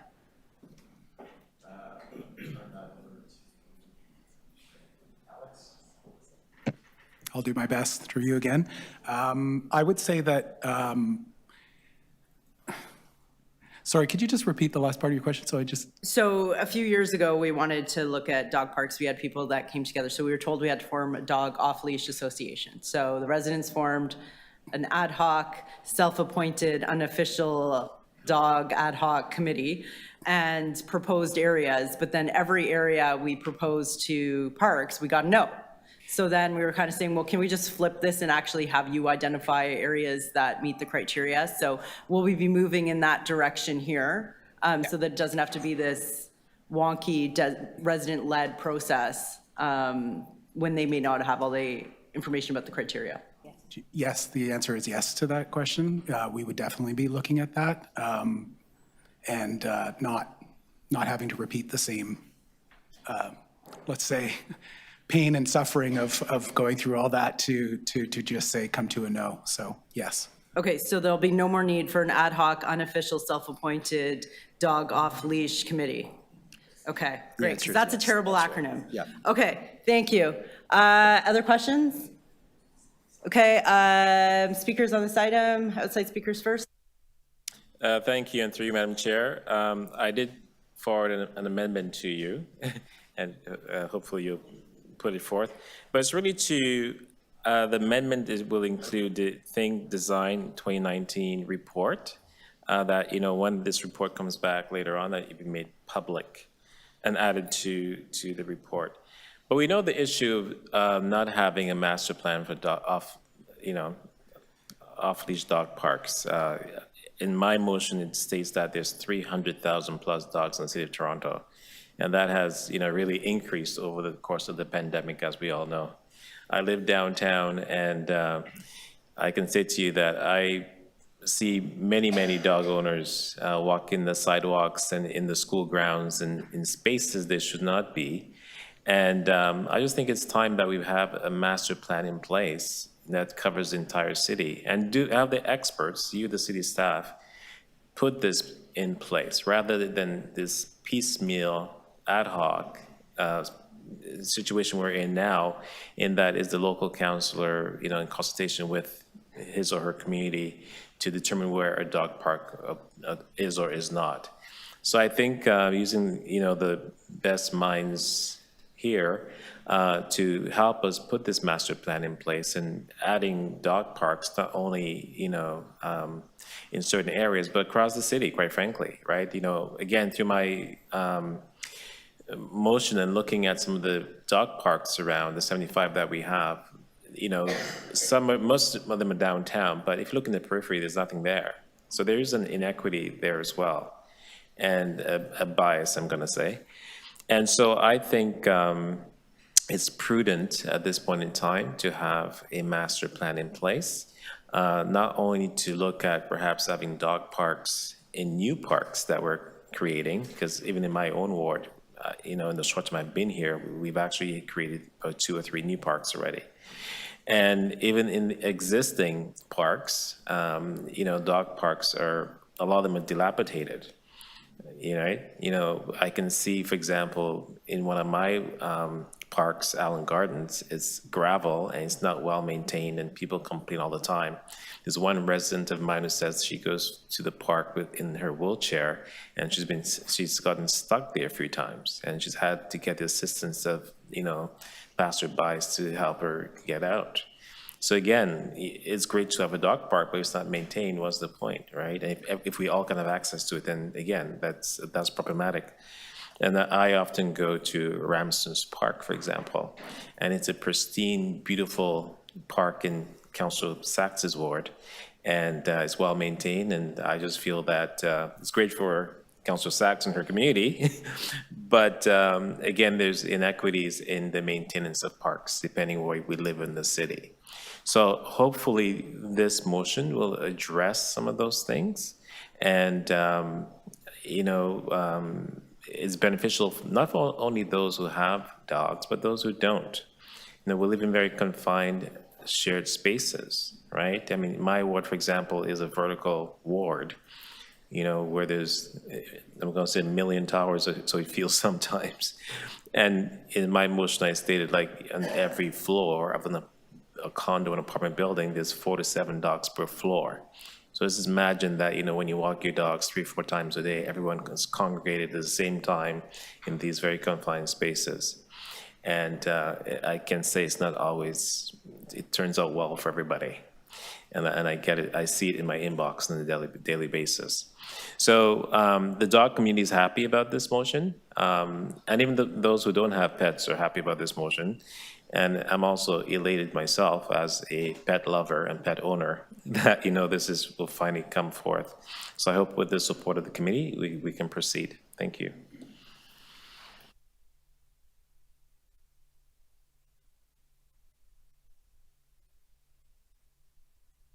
Ad hoc, unofficial, self-appointed dog off-leash associations. Okay, all those in favor?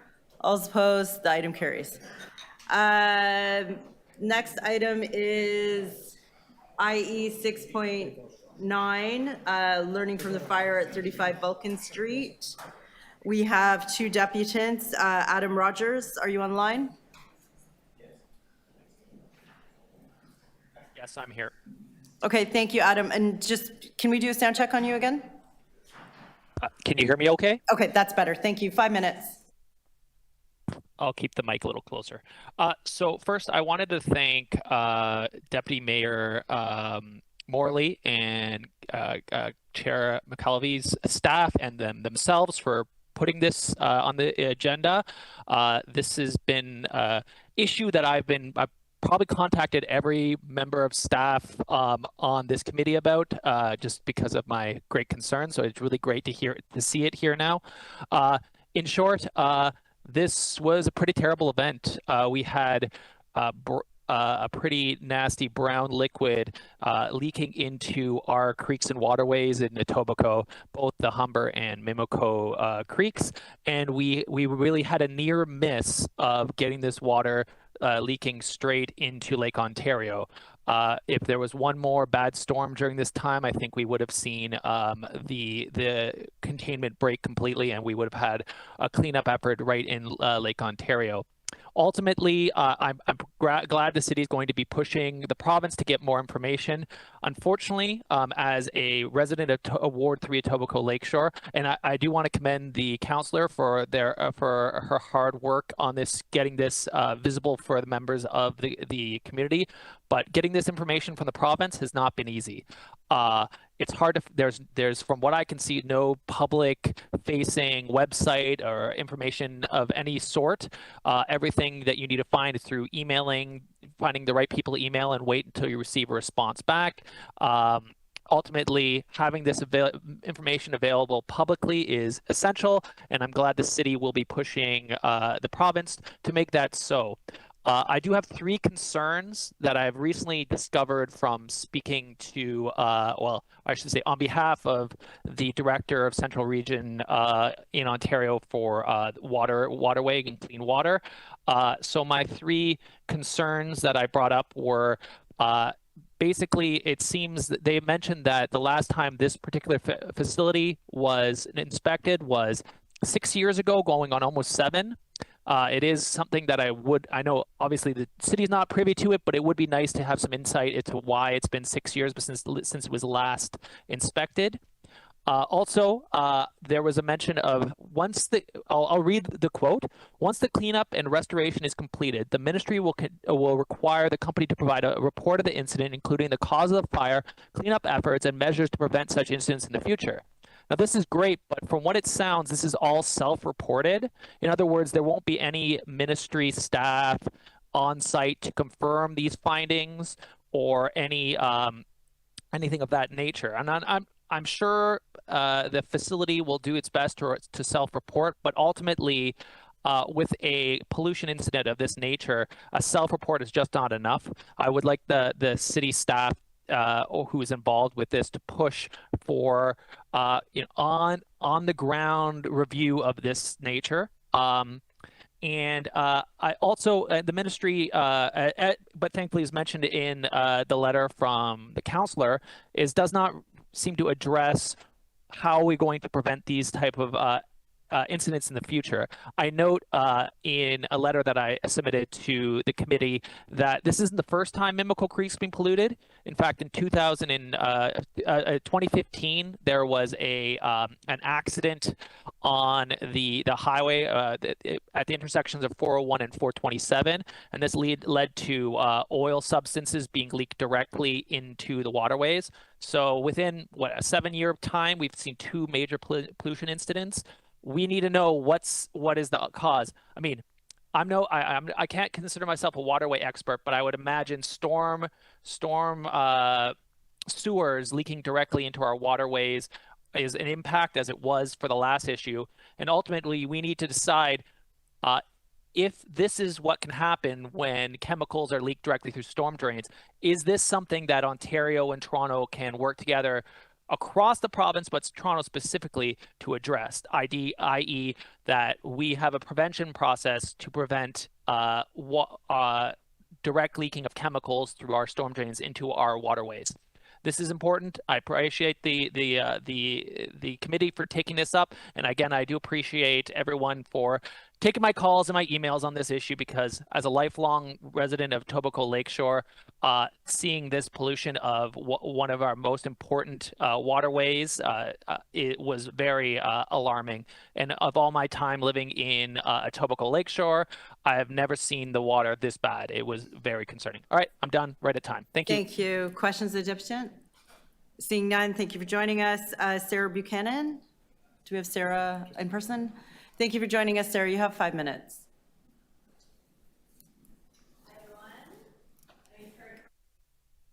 Toronto Environmental Alliance, and can you hear me now? Good, okay. I'm Sarah Buchanan. I'm the campaigns director at Toronto Environmental Alliance. You've heard from us already today. You're going to hear from us again as well. So I'm here to speak just briefly in support of Councillor Morley's motion to get some answers from the chemical fire and spill at the Brentag facility at 35 Vulcan. I remember the first I heard of this incident, it was me being told I should close my windows because there was a toxic plume of smoke on the other side of Weston Road, and some neighbors were talking about it. And first of all, I want to thank the quick work of Toronto's fire department for containing that chemical fire, which I know can't have been easy to do. My windows are now happily back open. Obviously, over the next few weeks, we heard about the sludge from the fire traveling through waterways in Etobicoke, through the Humber, eventually Mimico Creek, and out into Lake Ontario. And we heard about Toronto Wildlife Rescue finding injured or dead wildlife as well. As a dog owner, I heard among other dog owners, don't take your dog swimming. There's a lot of popular dog areas around there as well. So I'm not a scientist, but obviously at TE, our first question is really what is in this sludge? And what risk does it pose to wildlife and to people as well? So what we've gathered from asking around is essentially that the water is being tested, but the Provincial Ministry of the Environment, Conservation and Parks has some results, but the public has not been notified as to the content of what's spilled in the water or what the public health risk of the toxic substances polluting these popular waterways are. Our friends at Environmental Defence Canada actually reached out to us because they were asked by local residents to do independent testing on this because they were not getting the answers they felt they wanted to know what risk there was. And so they have been doing some testing and are awaiting results. And posting the signage I think was helpful, but the signage didn't have very many details because I don't think there are many details available on whether you should be staying away from these waterways, whether there is a risk for people who if your kid falls in the creek, if your dog swims in the creek, people don't really know what to think of it. So we did write a letter with some other environmental organizations to the ministry asking them to notify community members and the general public as to what spilled in these waterways and to notify us of the results of ongoing testing. We also asked them to expedite the cleanup and launch an investigation into the circumstances surrounding the fire and spill. Many of the same questions that are in this motion here. We did get a response from MECP 2 days ago. It noted the cleanup efforts that are underway, and it noted the contents of the spill included several chemical products that were on site at the time of the incident, the majority being petroleum-based, and contaminated water from doused water and foam, but no other details. So this is not the level of detail that we feel is sufficient, and I think that local residents are looking for. And so this is the information that this motion is seeking. This is the information we've been looking for, and scientists we've been talking to are looking for as well, and that I think the public is looking for. So we support it, and thank you very much. Okay, thank you. Questions of Deputy? Yep. Just have you contacted your local MPP? My local MPP? I haven't actually. Okay, thank you. Okay, any additional questions? Okay, thank you for joining us. Questions of staff? Okay, seeing none. Speakers on this item? I had a question. Councillor Sachs, question. Yes, I had a question. I'm not sure who it should go to, perhaps Parks. The Ministry of Environment normally keeps sample results confidential, maybe Lou, you know this, because they intend to use it in prosecution. And they don't want to do anything that might compromise the success of the prosecution. Have you had a conversation with them about if there's some middle ground that allows them or you to tell the public what the public risks are without in any way adversely affecting their prosecution? Through you, Madam Chair. Yes, our staff have been working closely with the ministry staff, and in fact, we have an extensive spill response plan in Toronto Water, and several of our teams are directly involved in responding to those spills and taking direction from the ministry in these situations. So there is staff activity with them. With respect to the confidential nature, there's a couple of investigations going on, one by the fire marshal, the other one on the environmental issue. And maybe I defer to our lawyer that's here, Scott, who's been involved about the jurisdiction of how investigations play out. Because our tendency is when the ministry is the lead, is we will just take direction order and follow their instructions, and we'll leave them in the lead because they have that jurisdiction. But some of our staff are involved. I myself don't even have access to all that information. Do you know whether we have asked specifically So the initial to release information to the public about impact on the public? So we had, as part of our spills protocol, and it's tied to the source water drinking plan that we have. If there is anything that's identified very early on in any kind of spill, and we've identified a variety of different spills that trigger a concern, the notification is supposed to happen to us because we run the drinking water system. The notifications that happened initially were that these are petroleum-based products and they were contained within those areas and had not reached our drinking water source. So it did not trigger that level of health response from the drinking water perspective. From the environmental perspective, as I said, that's the jurisdiction of the ministry, not Toronto Water in particular. So that's, any other thing that you might want to add, Scott, on that? No, through the chair, no, I don't have anything to add. I think Lou gave us a pretty comprehensive answer. Thank you. Yeah, my question wasn't whether our drinking water was poisoned. You would have told us if our drinking water was poisoned. But there are many other aspects of public health input when a surface water in the city is contaminated. If it Is that your responsibility, or should I be talking to Parks? Like, who takes responsibility for a creek that's contaminated if it's not poisoning our drinking water? Through you, Madam Chair, as I said, that's the ministry. No, it's but a within the provincial matter. city. Even within the city. It's a discharge to the environment, and the jurisdiction resides under the province. The city's jurisdiction, from a regulatory standpoint, is anything from the system, and that's why we were involved, to try to contain the system. Yeah, Lou, The but ministry would have to be the one to identify that, and then that would go to our Toronto Public Health if there was a concern. Okay, but I'm not asking about your system. I'm asking who in the city, the ministry has its job, as you know, I used to do that job. Yes. I know how it works. But they are very poor at public communication, especially under this government. So I'm asking who in the city takes responsibility for speaking up for the public right to know, as we've heard from the Toronto Environmental Alliance and from the other deputant. There is a legitimate public interest in what's in the water, and finding out in 5 years when the ministry finishes its court case isn't good enough. Whose job is it in the city? Through you, Madam Speaker, what you asked me before is from a health perspective, and I was trying to answer from that. If you're just saying general notification, then Toronto Water did provide general notification based on the information we had at that time. We sent out briefing notes to the local councillors.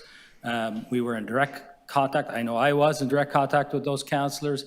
The signage that went up at sites was based on conversations I had with the councillors and concerns for the community. So we had asked the ministry to see if they could order that, and that did happen. Containment at various sites also we talked about, because people were walking around. And so that kind of dialogue happened because we were dealing with emergency response. So every day we would come and find another location. So Toronto Water was stepping up to try to work with the local councillors in the community. But from the first question, when you said the health perspective, Toronto Water would not respond to the health aspects of that. The ministry and Toronto Public Health would have to do that.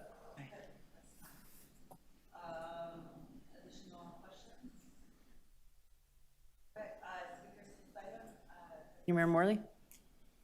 Thank you, Madam Chair. Through you, I do have a motion today on this issue, and I do have to give a lot of credit to our local advocates and organizers whose lead we have taken as it relates to this particular motion and request for additional information from the ministry.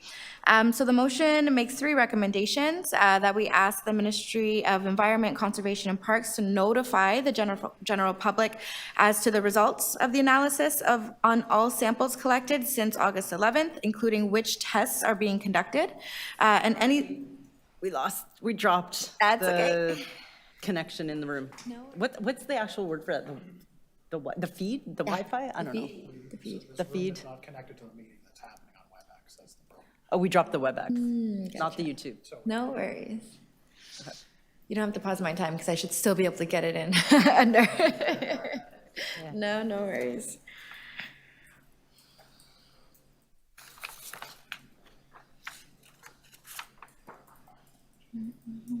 Well, they're working on it. I'm going to ask you to put a deadline in your motion, because otherwise they'll say yes and do it in 5 years.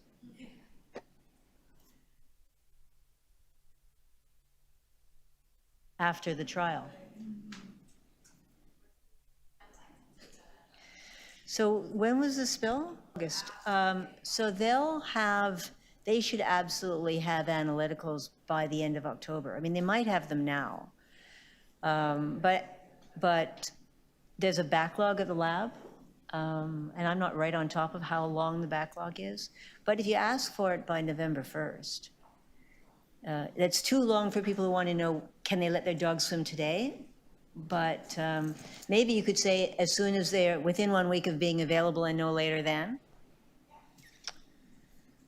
They also have a QA/QC process they have to go through after the first analysis. It takes a while before they want to release things.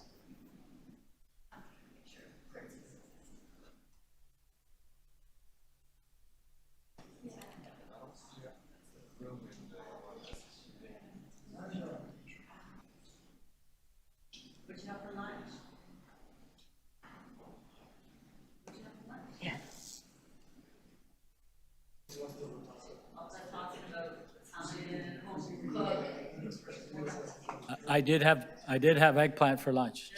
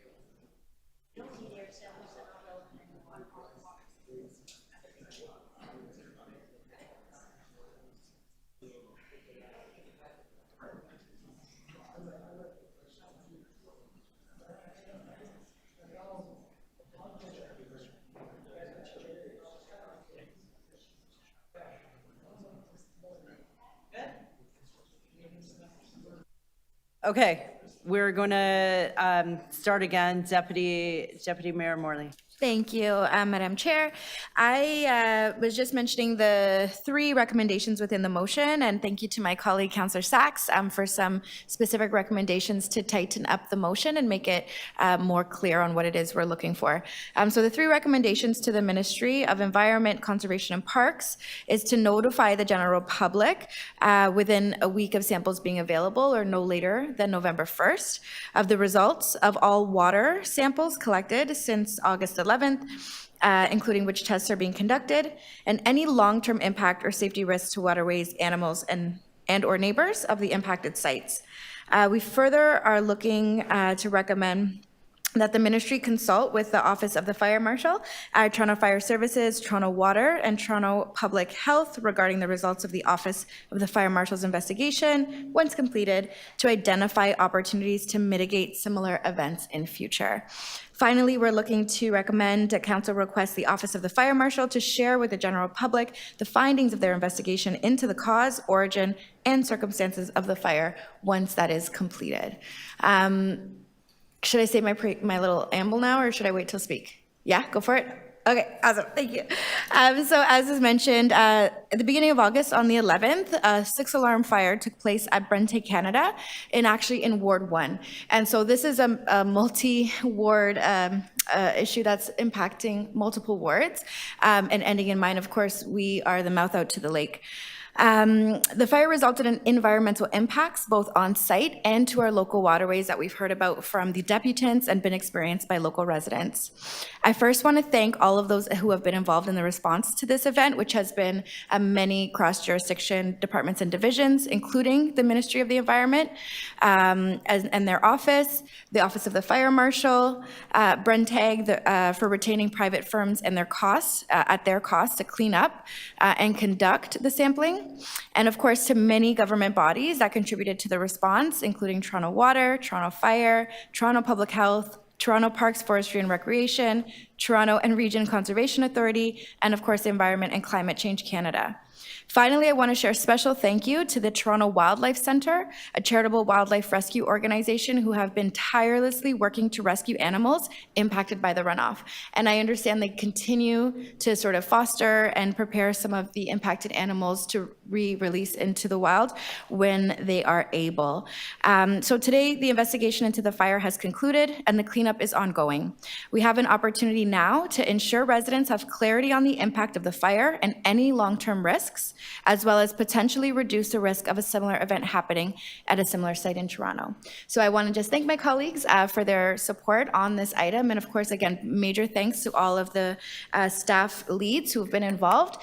It's been a big collaborative effort, and we look forward to getting more information for residents and learning from this unfortunate incident. Thank you, Madam Chair. Okay, thank you, Deputy Mayor Morley, and thank you for your leadership on this issue and preparing the motion. Any other speakers? Councillor Sachs. Yes, I also want to express my thanks to Councillor Morley and also to the Toronto Wildlife Centre for the response to this very difficult incident. A couple of suggestions. First of all, thank you for taking my amendments to the motion. The Ministry of Environment, as I mentioned earlier, has a protocol where they focus on the success of their prosecution rather than informing people like dog walkers. And so I think there's going to be a need for a sensitive conversation between some representative of the city and the ministry about access to information in a way that doesn't prejudice their prosecution. There's absolutely no reason why sample results should prejudice their prosecution. One thing you might be able to do and enhance that is to get a written consent from Brentag, that they consent to the public knowing what these results are. Brentag may have its own sample results, I don't know, but at least if they consent to the public knowing, that's one reason you might be able to take off the ministry's plate. The second thing I guess I would say about that is that the Ministry of Environment has had for many, many years a series of guidelines on chemical storage, because this kind of spill from a chemical storage facility was common in the 1970s. We've been dealing with it for half a century. There's nothing new about it. So in terms of the second part of it, what are the long-term impacts, and picking up on the conversation with it, it's not just this spill, there are other spills and there are other risks. And so a more comprehensive conversation, and again, I don't know if it's Toronto Water, because it's not really so much about the drinking water system, but the water courses in our city and the impacts that they have on the people and the animals that are here. We have a larger interest in what are the risks to this water course. The ministry has all kinds of guidance, but we know under Ford they're probably not being enforced. What's the inspection history? What's the compliance history? What do we know that can increase the prevention? Prevention is much cheaper than cure, but this is old news. Braithwaite came up with a whole series of how you prevent these kinds of things in the 1980s. And so the fact that we're having the same kind of spill now that I was dealing with in the 1970s in the ministry is really appalling, and tell us that probably the same old kind of mistakes are being made. So definitely there's some things that we can do. The ministry will do its job in the way that it does it, but they're very focused on prosecution, and they're not nearly as focused as we are on the well-being of the community. So we have a role to play, and not just one of deferring. That's my suggestion. Okay, thank you. Additional speakers to this item? Just briefly, thank you. Yeah, I want to say that thanks to Deputy Mayor Morley for being such a strong leader on this very, very sensitive environmental issue. It affects, people directly and also potentially Lake Ontario. And the local citizens that have really care a lot and have mobilized. Obviously, they've done an outstanding job. I just think, having had a little bit of experience in the province with environmental issues like creating the green belt and all these things, I've dealt with these ministries for years.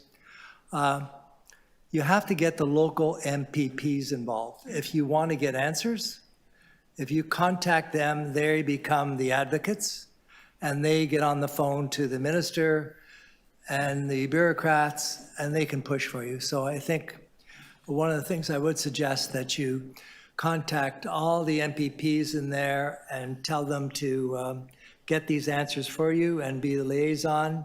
That's what they're there for. And I'm sure they would help, but they're not going to help if you don't contact them.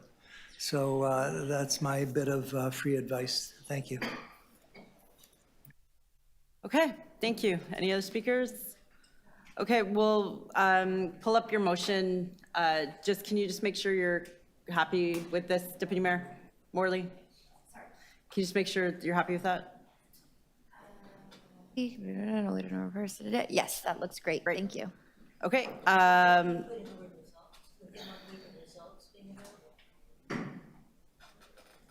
Sure, yes, that's a thumbs up, great. Okay. No, because, well, yeah, it's fine. 1B doesn't connect with it, but that's fine. It works. Just put in. Yeah, that works.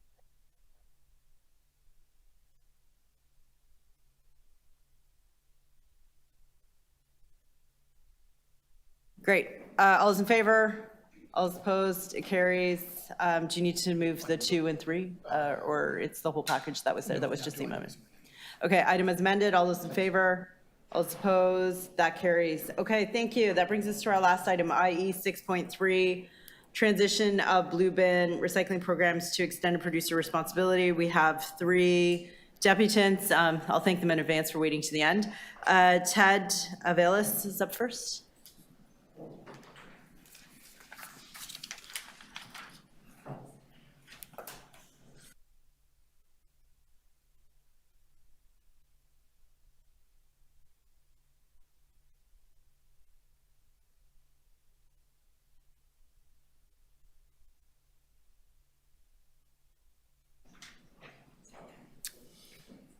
Okay, go ahead. You're deputing together? So I'll just combine your time. Okay, and Dominic as well. Okay. Yeah, I'm not Ted Avelis, Dominic Jerry for those. Morning, afternoon, Madam Chair, Deputy Mayor, Councillors. My name is Dominic Malgier. I'm here with Vice President Ted Avelis. We represent about 8,000 members of the Toronto Civic Employees Union, QP Local 416, that since 1917 proudly deliver vital services across Toronto, which includes solid waste management. Let me begin by saying that Local 416 believes that this work should still be completed by the city and our members. We have delivered on all key metrics of waste curb collection, cost, diversion, and service excellence. At every measure, and by the city's own staff reports, public collection in the city is and was better, or as good as the private sector. The matter before us is a complicated one. While extended producer responsibility supports an important principle, that producers of waste take full responsibility for it, the framework that has been introduced by the province clearly favors private for-profit collectors. There are serious questions about maintaining service excellence in collection, and the cloak of secrecy over the proceedings does not inspire confidence in the new collection system. While we know full well the toothpaste is out of the tube and there's little to go back on in terms of the provincial regulations, the details of how this program rolls out in Toronto will be important. It is important to bring specific attention to several of the staff recommendations as follows. It is likely obvious, but to be clear, we think our city should go back to the company and figure out a way where Toronto can still do blue box pickup. It is also provocative that this entire process is happening in secret. Procurement processes need sunlight to keep it clean, and this situation is no different. We applaud recommendation 4, but want to note that there is no need for the city to seek a private bid in any move to examine who collects in District 2. This would only serve to artificially undercut the true value of the cost of this contract, given that the private sector operator is likely highly motivated to continue their hold over Toronto operations in the West. We agree with recommendation 5 and look forward to that analysis. Finally, we submit there must be a series of accountability measures included in the advice to council to ensure that any third party entering the collection system adheres to the high standards which our members demonstrate daily. There's another critical point that needs to be acknowledged in this discussion. There really has not been competition in solid waste in Toronto. Since amalgamation, there have been only 3 companies that have completed curbside collection, one of which was bought out by another, so in fact there are 2. One company has had almost a complete stranglehold on District 1 and 2 for a long time. I would also like to remind committee members that these private sector firms have a history of allegations around their business practices, including around poor service performance. I want to conclude my remarks by talking about QP Local 416 members. They prove valuable and integral service to the people of this city, which must be in the hands of public operators. Moving in the direction of privatizing will cause disruptions. As well, the RFP process must be public, open, transparent, and democratic. Torontonians rightly expect high standards, which our members demonstrate daily, and poor performance by for-profit private sector operators are not an option for residents. Thank you. Be happy to answer any questions you have. Okay, thank you. Councillor Sachs. Yes, thank you very much for your presentation. I think we all know how important the work is of your members. But a number of the recommendations that you made seem to be directed to the province, not to us. You're aware that we can't force Mr. Ford, much as we would like to have an open and transparent process, right? Your members are aware of that? We are aware. That's why I said it's very complicated, but understanding that it is a province regulation that has come down. and how And difficult you're that aware is. that under the province's regulation and their system, we've been presented with a poison pill. Well put, Councillor. So in making our decision here today, we have to decide whether or not to close our eyes and bite the poison pill. We don't get to do the things that you've asked us to do. Your members understand that? They do. I take it one of your objectives is to make sure that the 60 workers who are presently engaged in collecting recycling material find other jobs in the city. Is that a top priority for your members? Yes, that's in our collective agreement, and we would obviously go through that process, but would look to preserve their work through this or other means of work. Right, and Same field. have you had any conversations with solid waste about the steps that they're prepared to take to make sure that your members do find other work if we end up going in this direction? Ted is going to answer that in the meetings. No, not yet. I mean, our focus right now is to try to continue to get our members to do this work, to try to, get council to push the province or push, I believe it's circular materials, into coming back and getting our members to do the work. You guys do represent the citizens of Toronto, all the taxpayers, and do have an obligation to them to provide that service. So I understand the poison pill, and I understand it's a very difficult conversation that we're having. But at the end of the day, we still believe that our members should do this work, and they've been doing it all along and providing great service to the city.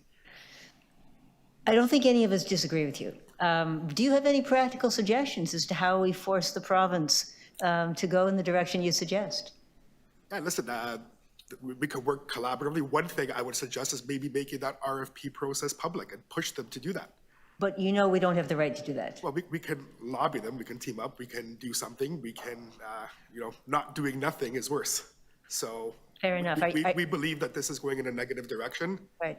It'll be in the hands of the private sector, and we believe we have to take a serious look at it. And, you guys, as I mentioned, do represent all the taxpayers. For sure. Some of your members live in Mr. Ford's riding. Are you doing any organizing to have your members in his riding speak publicly about the travesty of this secret poison pill? Yeah, we've been lobbying the province. We've been having meetings, with the division, teaming up with the division as well. We're kind of on the same page, I believe, on this one. I believe that they believe our members can do the work better.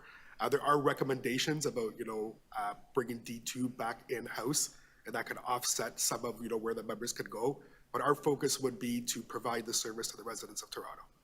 Okay, but, Councillor Cole makes the point many times, and quite correctly, that when constituents speak to their provincial MPP, they have a chance of being heard in ways that the things we say here do not. Are you organizing your members who live in Conservative ridings to speak to their MPPs about this?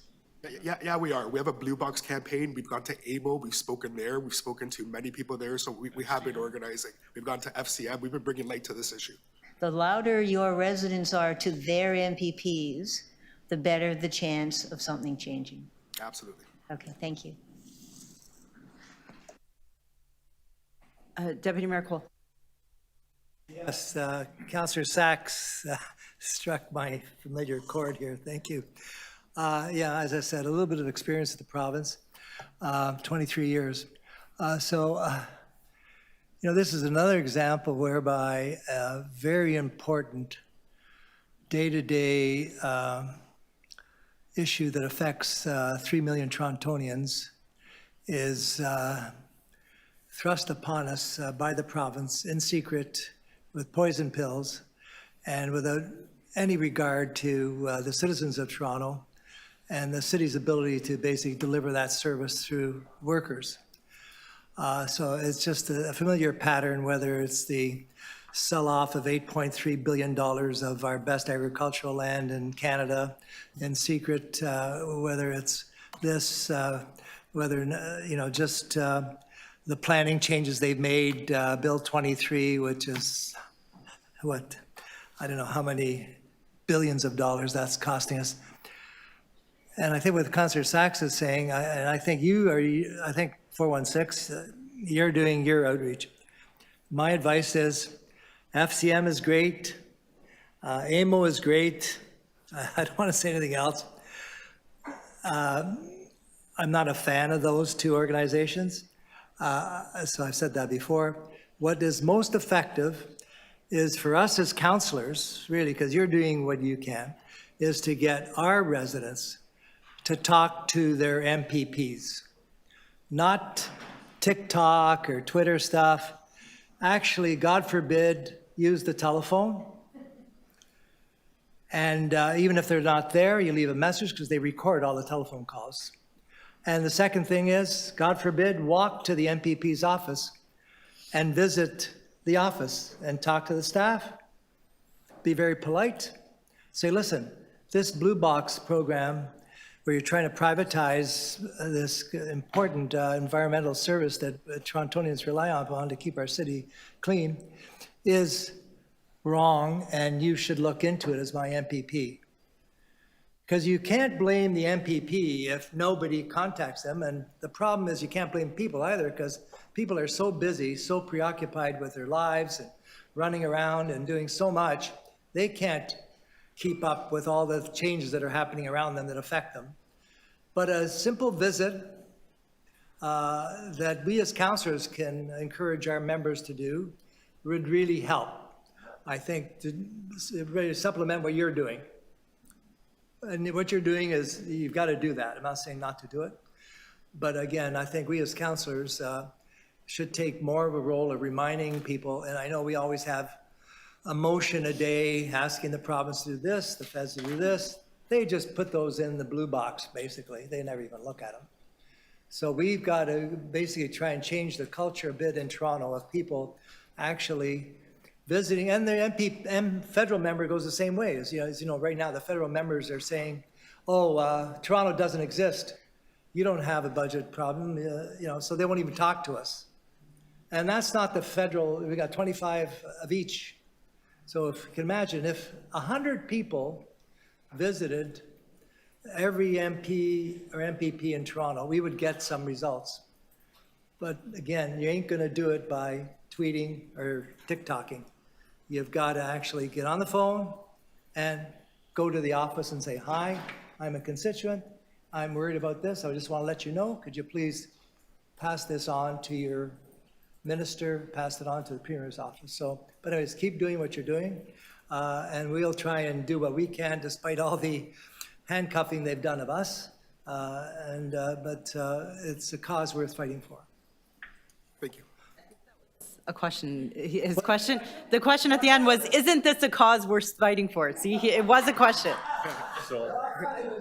You're on question, so I changed it to question. So is this a cause worth fighting for? I'll give it a roundabout answer. I just want to thank your time, effort, and care, and councillors even asking this question. I think we're doing some of that now just by bringing this to light, having this conversation. We've had a campaign for many things, but this specifically for about 3 years now in conjunction with QP National in Ottawa, and highlighted this. I think that, and you're right, it's a complex issue. Not a lot of people are talking about it. I think the Toronto Star was the only one to write an article on this about 2 years ago.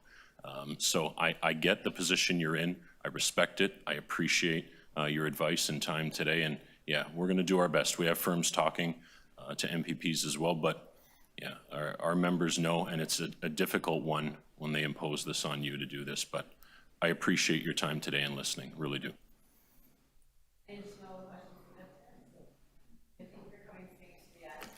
Our next speaker is Emily Alfred. Emily online? Hi, Emily. You have 5 minutes. Hello, can you hear me okay? Yes. Great. Good afternoon. Thanks for hearing me. My name is Emily Alfred. I'm the waste campaigner for the Toronto Environmental Alliance. I've spoken to this committee many times before. We're an environmental nonprofit organization. We've been advocating for zero waste policies and programs for more than 30 years. I'm here to call on you to do everything within your power to safeguard Toronto's waste diversion services. These are important environmental services that are critical to meeting Toronto's climate goals. Under the province's new blue box regulation that's been in effect in Toronto since July this year, the city no longer pays the cost of collection and managing recycling.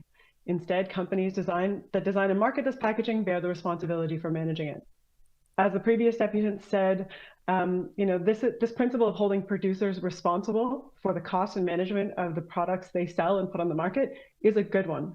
And it's a great principle that T has advocated for many years. However, we have also been raising serious concerns on the regulations and how they will actually play out on our streets and what this will mean for waste diversion in our province. We've raised these concerns to the province many times. We've talked with our supporters about it, with the media, and I've talked about it with this committee.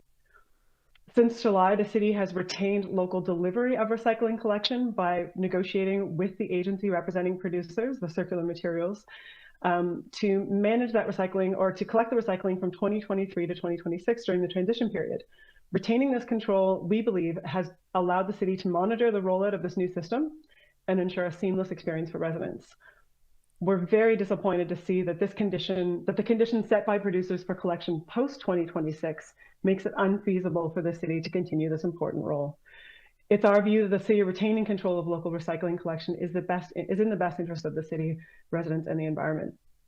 This is why we strongly support the staff recommendation to review collection operations in District 2, to look at the best delivery options post 2026, including bringing those services in-house. As we've outlined in past reports, public control over collection allows for closer monitoring of waste streams, greater public accountability, and flexibility to adjust services. Flexibility is important. There will be many changes to waste regulations in Ontario over the coming years, to recycling, but also to many other waste streams like organics. Meeting Toronto's ambitious waste and climate goals will also be very difficult, and having local control over collection gives more flexibility to adjust and add new services as needed. Evaluating the options to bring collection of waste, organics, yard waste, and other materials in District 2 or from other districts and even from multi-residential customers in-house can give the city more control over key waste streams.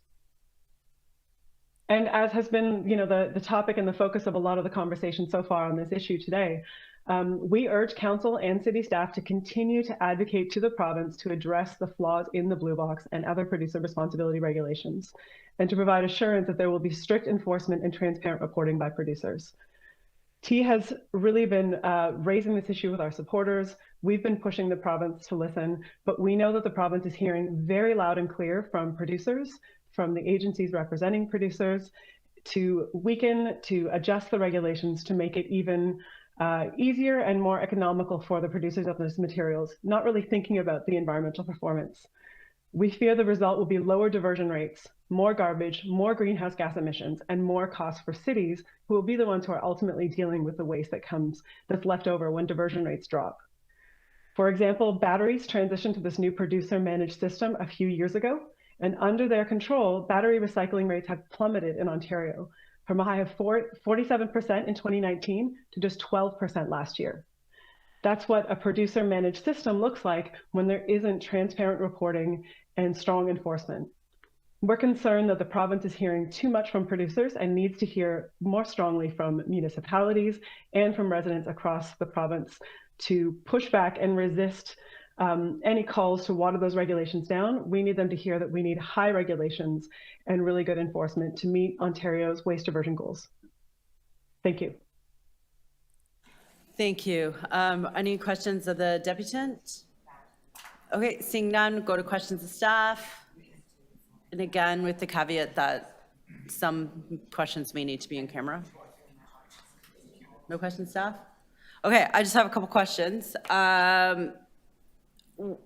With the switch to extended producer responsibility, is it built in that curbside pickup still needs to continue, or could we see that this erodes into depots and going back to the days of needing to bring your waste to a certain place? Through you, Chair, to committee, at this point in time, it's status quo, but there could be, over the longer run, some changes in certain material types being brought back to depots instead of being put in your blue bin. That's not the indication that we have at this point, but again, the system consistently evolves over time. And I guess the broader question on that is, what do we see happening in other municipalities that have brought EPR on? Has curbside continued? It has, in Ontario. In Ontario. And elsewhere across the country or other countries, So in other jurisdictions, there have been some materials that do get pulled out of the blue box and are now required to be brought back to depots or transfer stations or other drop-off locations. And again, EPR is generally dictated by the jurisdiction that you're in. So the provincial government here would have the ability to ensure that all the materials that are within the system stay in the system. And that they are collected in the blue box rather than at depots. Okay, and your recommendation is to not submit a bid in response to the RFP. I'm using language that's on here, so I know it's public, to the RFP. If the RFP is updated to address concerns that you've raised, would you consider bidding at that time? The challenge with bidding, even with some of the terms modified, is still there, because you'd be bidding on particular, and I can't really get into the specific terms, but across the entire city, right? There's jurisdictional pieces in that from districts 1 to district 4, and one of our concerns being citywide and consistent messaging that we're in the program or we're not. That being said, I firmly believe that the work that the team has done, both within solid waste, within legal services, within fleet, the entire city, to secure the transition agreement for the 2.5 years up until 2025, it was done through a mutual negotiation. It was done where both the producers and the city benefited. We aligned to our skill sets, back to the comments that our union members and staff and colleagues and partners mentioned in their discussion. So I think the best outcome for the City of Toronto, number one, is to continue to advocate that the producers negotiate directly with the city. We are best positioned to deliver this service, the service that we've delivered for decades, and we are open for that continued discussion and negotiation. And the other part of that as well is we are advocating very strongly that the RFP document and the terms are made public, so that, you know, we're extremely transparent in the rationale for why we made this extremely tough decision to put in front of council. Transparency in this matter is paramount, and we really want to put the pressure on Circular Materials to make this RFP public, and we'll do whatever we can to continue that push. So you are willing to continue conversations to improve this, despite not being happy with the current form? Like, absolutely. If they were to come back, you have an open door policy on this, and it's working, the way we have it right now, in your mind, is working well, and you, okay, great. Yeah, so just for additional clarity on that, the open door is, well, I guess the door is open until the end of the year, December 31st of this year. The rationale behind this is that the RFP closes before that, and it will allow Circular Materials and their agents to reach out. We're continually reaching out because we have a contract right now that we would like to extend. But at that point in time, at the end of the year, we need for them to engage with us, because anything that takes place after that, any discussions, would likely take a number of months to conclude a potential negotiation, and we need at least 2 years to issue our RFPs for work that would generally be covered under a scope of work, and additionally our RFPs for potentially collections in District 2 and front end, again subject to council direction based on some of the recommendations we have in this report. Okay, thank you, and please thank all your staff for their hard work on this as well. Any other questions? Councillor Sachs. Yes, Mr. Kelleher, what is the plan to make sure that the 60 workers don't lose their jobs? So through you, Madam Chair, to the councillor, one of the approaches is outlined within the recommendation in the council report for us to spend the next couple months investigating the ability to bring those workers in-house in District 2, but also looking at the potential of an internal bid for work in District 2. If there was an RFP that was to be issued, the city would then also provide a bid on that work, so we could determine our costs versus the public sector or the private sector costs, and council could make the decision that way. Subsequent to that being brought forward to council in Q1 of next year, there are collective bargaining rights within the collective agreement that allow for bumping, but also with us having significant time to manage the transition, we would look at adjusting the workforce generally through attrition. We do have some turnover in the division. Also looking at making sure all of our positions that are currently vacant, and there are a number that are vacant, that those are filled with those individuals within solid waste, and then make sure that the staff have a position to go to within, so hopefully solid waste, but if not, the general bargaining unit across the city.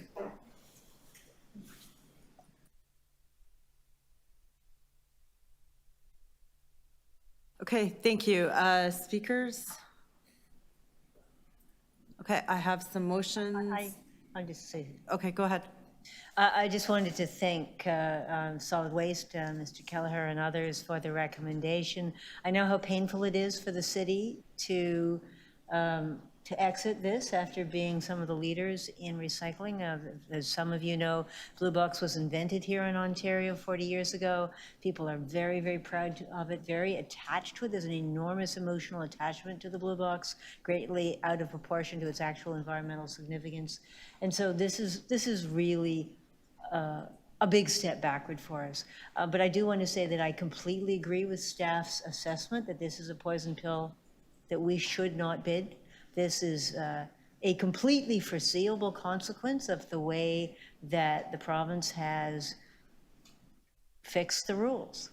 And so we're in a situation where we would be doing our constituents a disservice if we walked into that door and took the poison pill.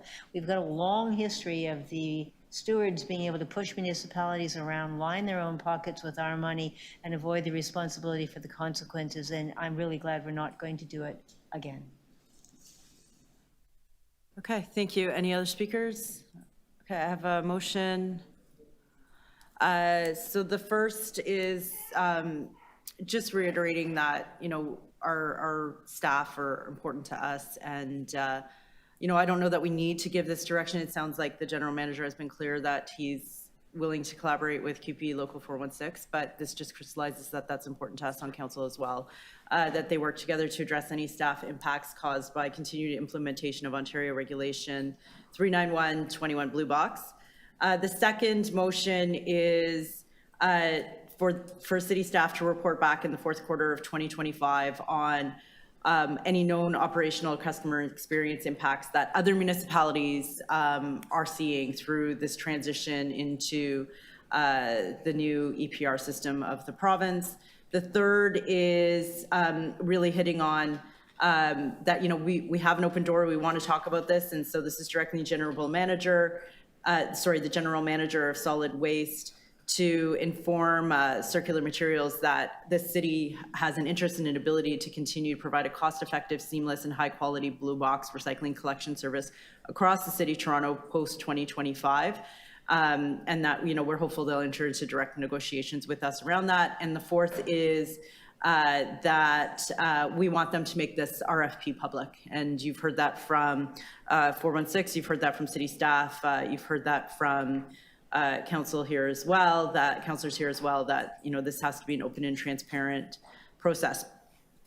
So just along the remarks, I'd like to thank city staff and the mayor's office for working on these motions and putting them together. I am really disappointed that the province's circular materials group has issued an RFP that doesn't set the city up for success, and frankly, I don't think it sets anybody up for success. And if we are going to continue this work under this new regulation, we want our city staff to be successful and to continue that great work that they are doing for us day in and day out to keep our city going and picking up our recyclables curbside. Post 2025, you've heard many speak, including Councillor Sachs earlier, that those 60 positions are important to us, and we want to make sure that no matter what this outcome, those 60 positions of City Toronto staff are protected, and we are taking care of our city employees. So thank you to everybody involved in this. Thank you 416 for coming out. Thanks for city staff. And hopefully you'll support these amendments on this item. While I know we're all disappointed to vote yes on this item today, I think it's important that we show city staff that we support them in this recommendation because it doesn't set us up for success. So with that, we'll vote on the amendments. All those in favor? All those opposed? The amendments carry. Item as amended. All those in favor? All those opposed? The item carries. Confirming we have completed the agenda. Thank you, everybody, for coming out today and all food talk.